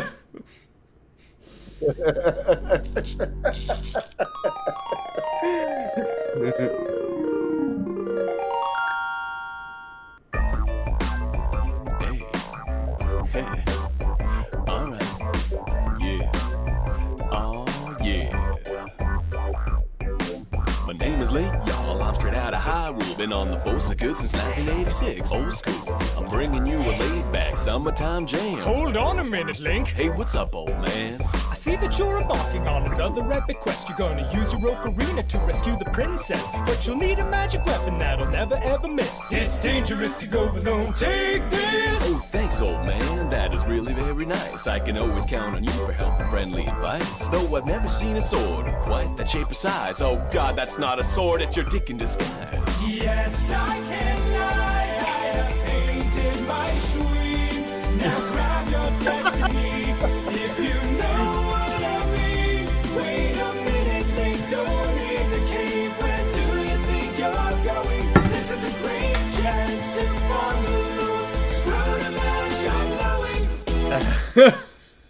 That was weird, but whatever. There's no time to lose. I got pouring out of Zelda in this chilled out groove. Wait, this isn't Ganon's Lair. I'm in Liberty City. This place looks just like Philadelphia, but even more shit. I'm at the corner of Dead Cotton Prostitute Junction. Something in my ocarina must have gone and malfunctioned. I gotta fix it quickly. There is justice to do. Hold on a minute, Link. Oh man, is that you? This is a place you can't survive with just your sword and your wits. It's dangerous to go alone. Take this. Well, that's really kind of duh that you wrinkle dick again. Look, I know I wear a tunic, but I'm not into men. Don't be that way, bitch. Let me introduce you to my three best friends, Mr. Johnson and the Juice Crew. If you see the princess Zelda, well, you know you're gonna grab her. So why don't you try to come back? I am feeling about the cabin. Oh my god!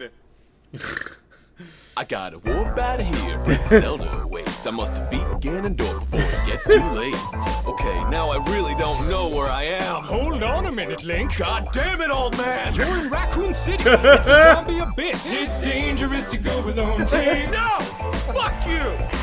Fuck you! I'm not giving you I'm touching your wit. Stop the chilled out! Jeez! Come in here telling me you got a wee-wee weapon. It's not cool. I'm not gonna touch it. I'm not gonna. No! So is that a no on the hand job, or? Okay. Come on and click. I fucking love Ego Raptor.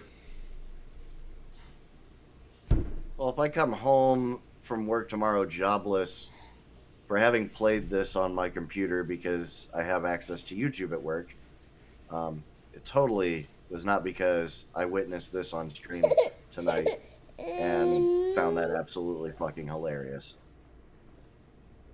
As you should. It's dangerous to go alone. Take this.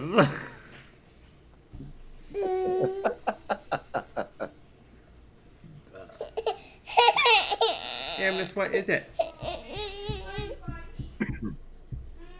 Do do do do do do do do do do do do do do do. Ain't that right, Amnes? Eh?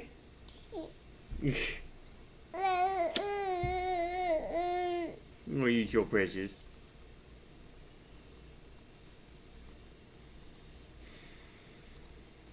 She is attractive does not mean you are also not attractive. Look at your full lips.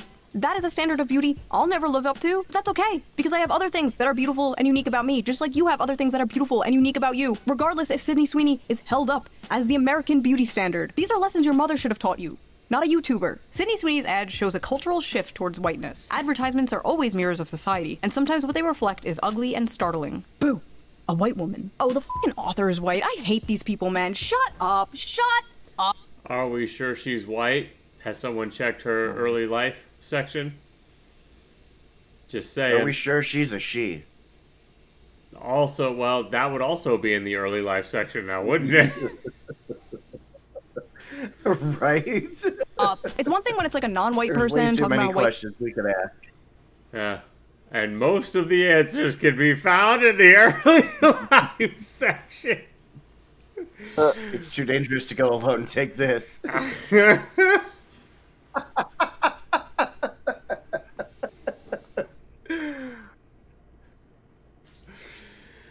Oh, good times. People suck, it's like, okay, you're just racist. But when it's we a went white full person circle talking about on white that. people That was suck, you need to be beautiful. ground up into a pulp and fed to livestock. You would honestly be more useful that way. Ads are always mirrors of society, and sometimes what they reflect is ugly and startling. Popular American culture You know, like white people. I'm totally not racist or anything. is indisputably becoming more puritanical and more conservative. Puritanical? The focus of the ad was her tits and ass. This is not at all a conservative, puritanical ad. Have you seen what the puritanical right thinks of Sydney Sweeney? They think she's a okay? They think she's a The backlash has been swift and fierce, and some of it, at least if you ask me, is fair. The internet has been quick to condemn the advertisement as non-inclusive at best. Non-inclusive? Why the does everything have to be inclusive? It's a commercial with one fucking person in it. Sweeney exudes a source of vintage sexiness that caters to the male gaze. She embodies the near mythological girl next door beautiful but low maintenance sexy femininity that dominated the media in the 1990s and early 2000s. Oh wow, that sounds great. You're telling me that's fascism? Yes, a time Waiter, more much fascism. better. What was that? I said, yes, at a much simpler time, back when the most things that we argued about politics was whether or not there was a second person under the desk in the Oval Office. Yeah. Before the dark times. Before the girls with wieners. Yeah. Yes. Back when times were simpler, we could just laugh at crossfitters for excising weird. What is it, sweetie? I know, Amnes. I miss the 90s What so is much, it? too. Oh. Amnes had a moment where she just realized she was born in the wrong era. Yeah, her and her dad both. I feel that.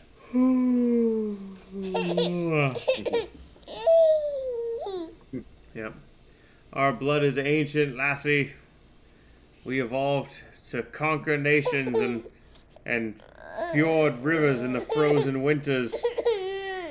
Not this bullshit 9-to-5 rat race horse shit.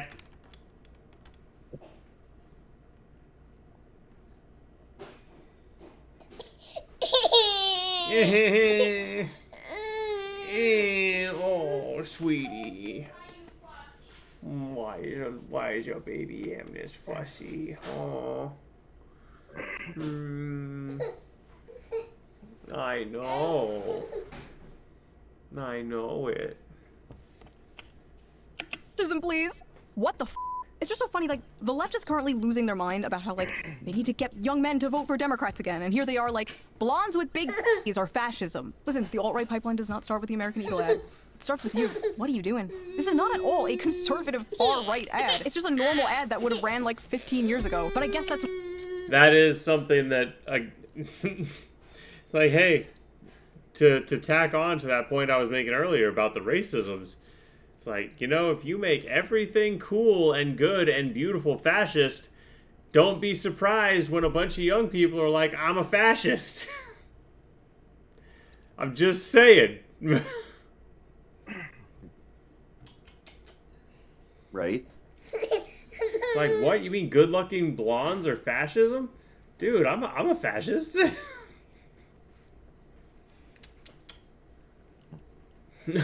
Fascism is my kink. What being far right is nowadays, being normal from 15 years ago. I love this random part of the article though. Young women are being radicalized through so-called clean skincare and healthy eating. So fascism is hot people eating healthy and having clean skin. Goebbels himself could not make better propaganda. Literally, as I am editing this video, the New York Times comes out with his opinion piece, Why the Right is Obsessed with Thinness. I would really, really appreciate if people stopped equating health and beauty to fascism, because if health and beauty are fascism, what is unhealthiness and ugliness? Unfortunately, a big part of socially progressive ideology is dismantling hierarchies and norms and challenging what society sees as conventional, traditional, and beautiful. A really good example of this was those statues that were put up like all over different cities of like a frumpy woman in leggings. And the artist says like the purpose of these was to like challenge conventional beauty standards. And it's like, imagine looking like one of these women and then hearing like, oh yeah, this was put up to challenge beauty. Like, what do you mean by that? Remember the whole body positivity? What's the matter? I'm just getting tired. Yeah. That's a yes. And a night-night for real this time, though? She's doing yes. She's doing yes hands. A night-night for real this time. Okay. Oh. But we get a night-night for real this time. There's not going to be getting down and playing. Okay? Just because you get a second wind, because you get a titty snap. Okay?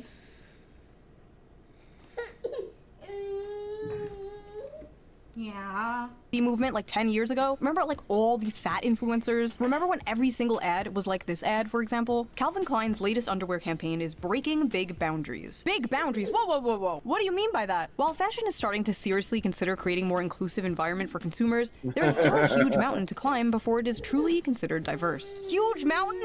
No, that's just mean. And that's why Calvin Klein, probably the most famous name associated with underwear, just launched a groundbreaking campaign. Groundbreaking? Oh, come on now. The campaign is all about feeling free to express yourself, being uninhibited, and being provocative by challenging the norms we see on a regular basis. See? Challenging norms. It's all about challenging norms. This reminds me of that Protein World controversy from 2015. I love how all these euphemisms are about the fucking oversized model that you know, basically leaves footprints in the earth when she walks. Mm-hmm. I wrote an article about it for the Libertarian Republic. Wow, that was a long time ago. But anyway, a billboard with this ad for a Protein Republic.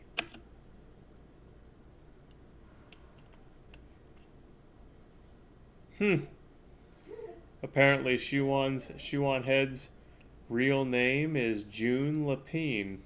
Yeah. Or Lapine. June. That was my grandma on my mom's side. Wow, that was a long time ago. But anyway, a billboard with this ad for a protein powder supplement was put up and people lost their fucking minds. They vandalized it, they threatened to get a bunch of the employees fired, they threatened to go where the company was located with hammers, all because they committed the great crime of body shaming by daring to have a thin, attractive woman on their ad. This ad made other companies come out with their own like little virtue signaling things like passive aggressive, like everybody is ready. Like every fashion magazine, every beauty magazine was pumping this out at the time, just fat, fat, fat, fat. The rise of like Tess Holiday and the hashtag F your beauty standards. Oh my god, you could not escape this. And yet they're still all single any damn way. Well, not only that, and half of them are dead. Like the number of fat fluencers that died Also in the true. last 3-4 years, dude. There's entire videos on it from multiple people talking about, hey, this is all of the fat fluencers that have died of mysterious causes that we couldn't possibly have predicted or understand currently. Oh, and you're still dropping. Yep. Really questions how you can't just see that where the problem is solving itself, and you're like, how do you not believe that there is a God? These are the questions. That is a question. Yes. It's like, oh, terrible fate. Oh, terrible, predictable, entirely avoidable fate. This couldn't have possibly been avoided. But wait, you just said shut up?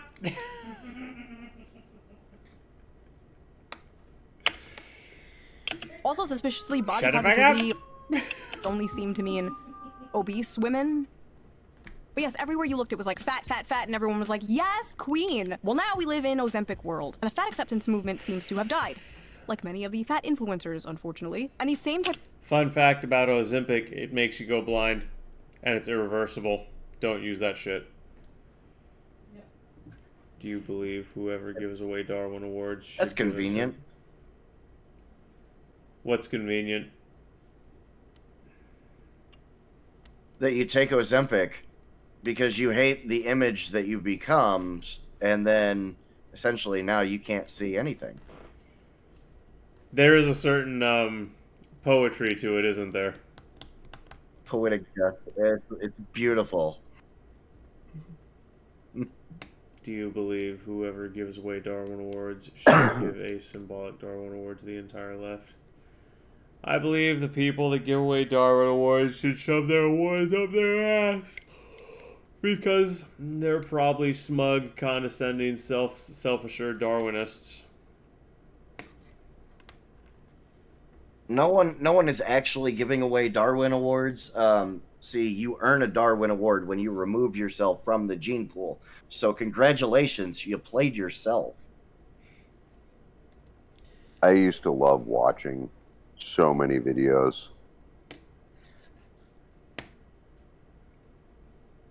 I don't even know if anybody still makes them. Are you gonna give us context on the so many videos thing? The Darwin Awards. Okay, see, that's the context of the conversation mostly guaranteed that, but you know that you could have come out of left field with True. You could have come out of left field with. I used to love watching those snuff films.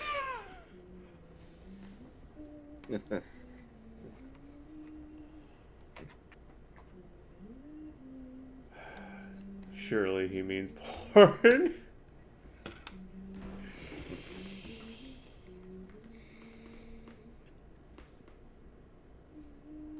of people are like crashing out about the Sydney Sweeney ad because they really do feel like all the work they have done to like Of the socially oversized engineer models, people's question behavior mark. and preferences has been just like destroyed overnight. Who would win?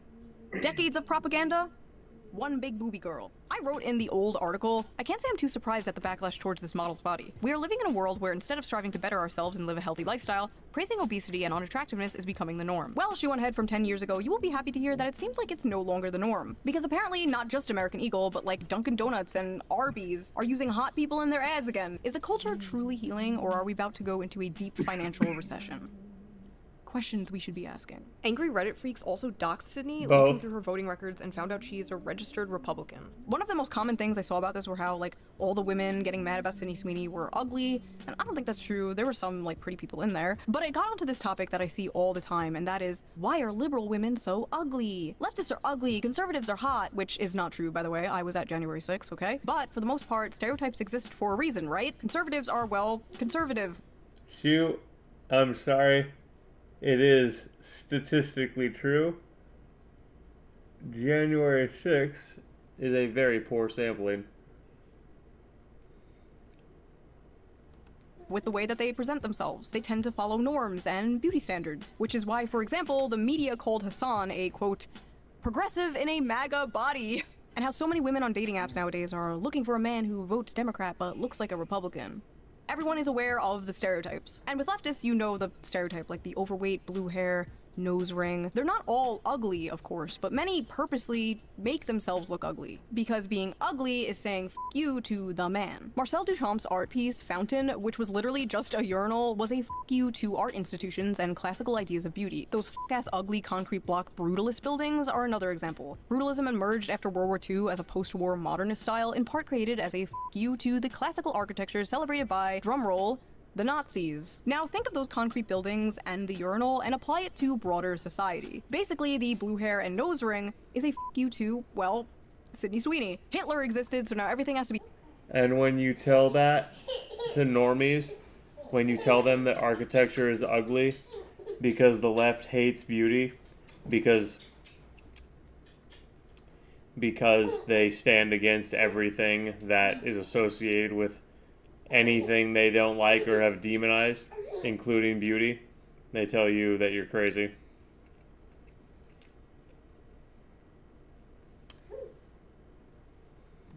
Fat and ugly. Sorry. I don't know why so many on the left want to give the concept of beauty and health to the right, but it is not a winning strategy. Listen, I just want everyone's basic needs met, alright? I don't want people going in debt if they get into a car accident, or be homeless, or get sent to foreign wars. I didn't sign up for this stupid shit. It is funny though how like every time Sydney Sweeney is on camera, there's like a right-wing article like, woke is dead. Wokeness is no match for Sydney Sweeney's undeniable beauty. Are Sydney Sweeney's breasts double D harbingers of the death of woke? Was that girl right about conservatives being boob guys? She might have been right after all. Honestly, this... That is a stereotype for a reason, actually. I mean, I'm okay with it. doesn't really make sense because like Tits the are left the nice, ones trying to normal. and every woman has 2 of them. Well, not every woman, but yes.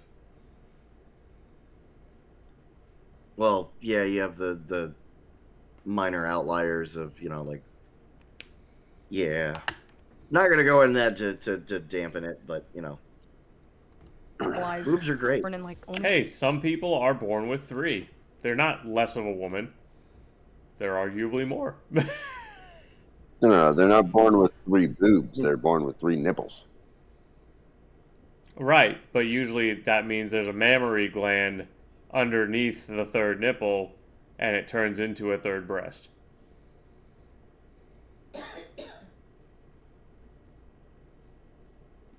Make 3 titties the standard again. It was never the standard? What? That was the joke I threw again. Fans culture. It's going to be like many Cards Against Humanity card. Oh, you're gonna make what a Cards Against Humanity card? Make 3 tits to know again.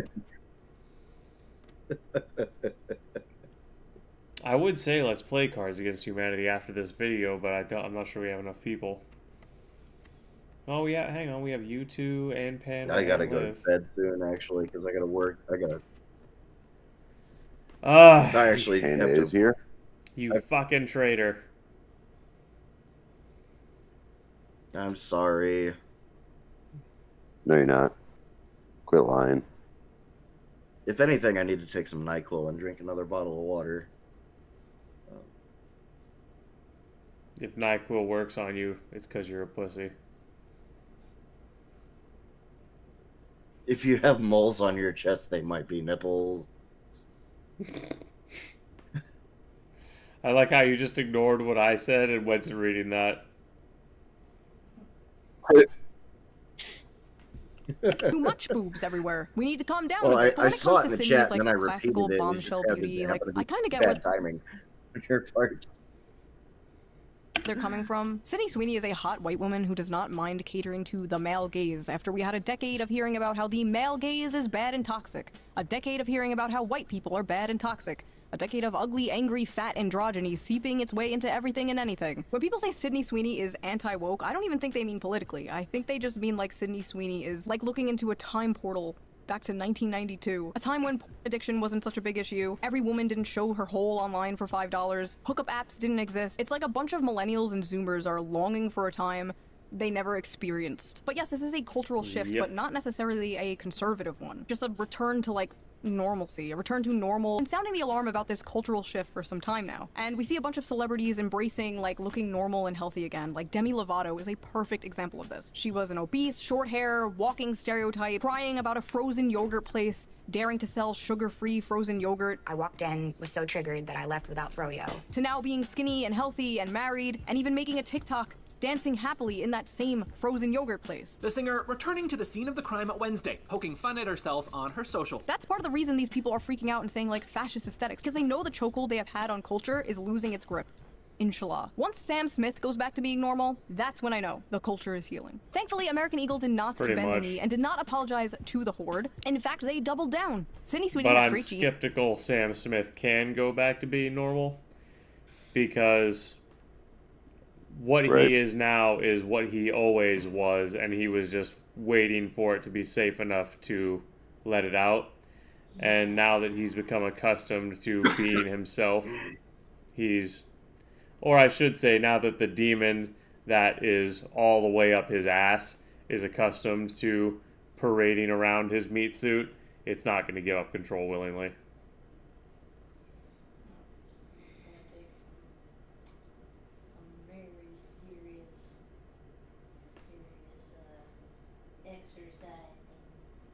Yep. He's going to have to do a lot of kegels to be able to shit that demon out. Sydney Sweeney has great genes. Is and always was about the genes. Her genes, her story. Wait a minute. Her genes, her story. HH. Uh-oh. Now, I can sit here and say the obvious, like, these corporations just want to pander to you, they just want to sell you like, yeah, obviously. But have you considered, it's good when corporations pander to me, personally? I just realized so much of American political discourse is, like, around f***ing corporations and ads. The Gillette commercial, Bud Light. Huh? I said, I think I told you this. That fucktard said he wanted to be a fisher them. Oh, yeah. Yeah. I am John the Fisher, them. Instead of,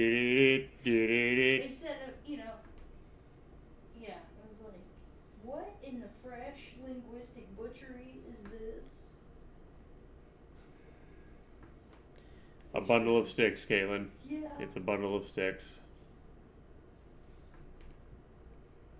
So ready for all these pronoun people to change their pronouns to was were. Like, it's not even Preach. gendered. It comes from the word mankind.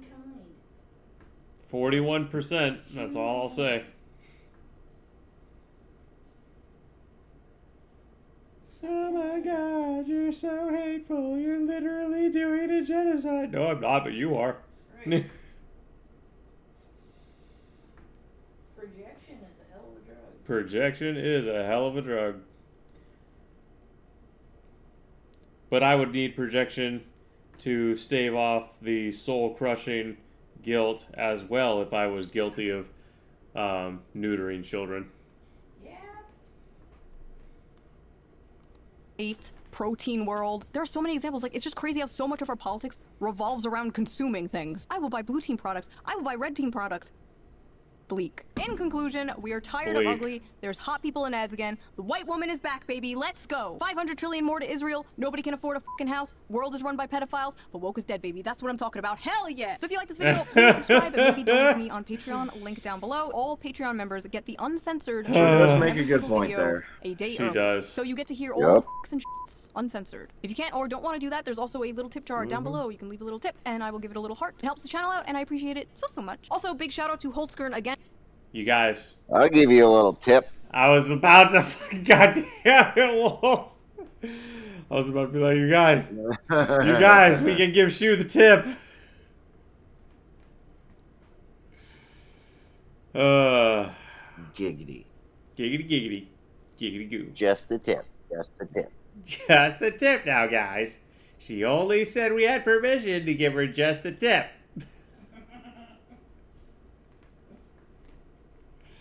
Just the tip can get you in a lot more trouble than you think, though. Oh, facts. 100%. Wars have been started over just the tip.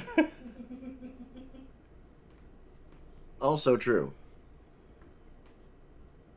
Ranger.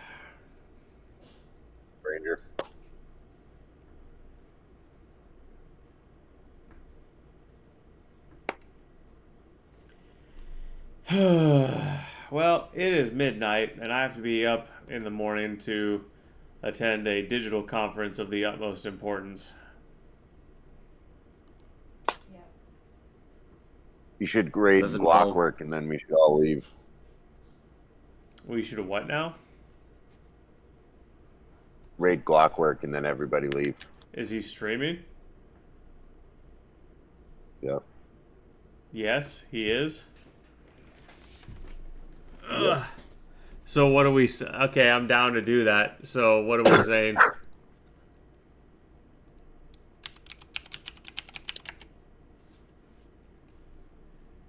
I don't know. He's kind of a tool. He is a tool. What's his name? It's been years. Let's get it. His block GL. Hold on. Because Twitch's search function just sucks dick. There you go.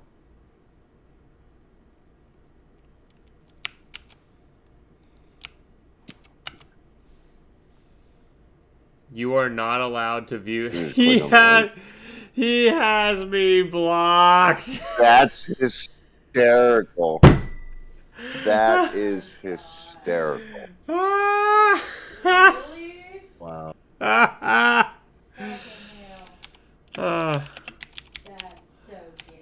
Oh, that is funny.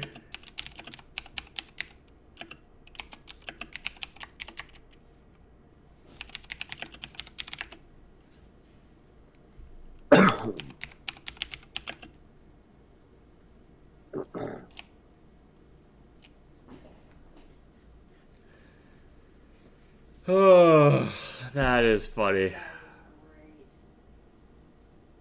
For the That record, is. for anybody in here, we're not actually recommending this guy in any way, shape, or form. Just throwing that out there. Correct. Oh, that's funny. And then he That's wants funny. to play the huh?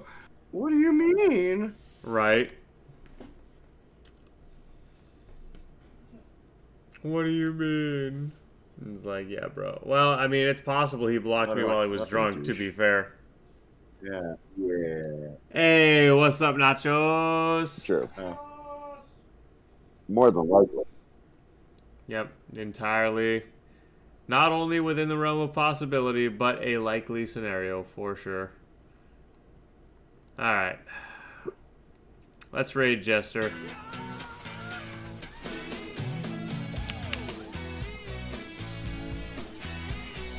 You don't know why. Interesting.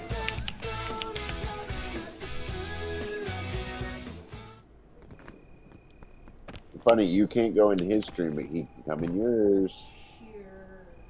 Mm-hmm. Smoking dabs with a paint can. Smoking dabs with a paint can opener and a toilet paper tube. What the hell?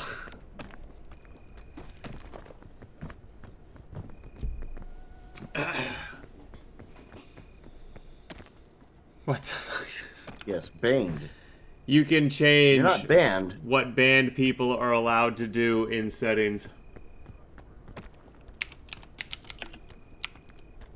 At least I believe you can make it so that banned people can still chat. I know you can make it so they can't watch the stream. What does that even do? What is the pitten? But it doesn't matter. I couldn't view the stream, but you can view mine. For whatever reason. If you're saying I'm not banning your stream, sure, why not?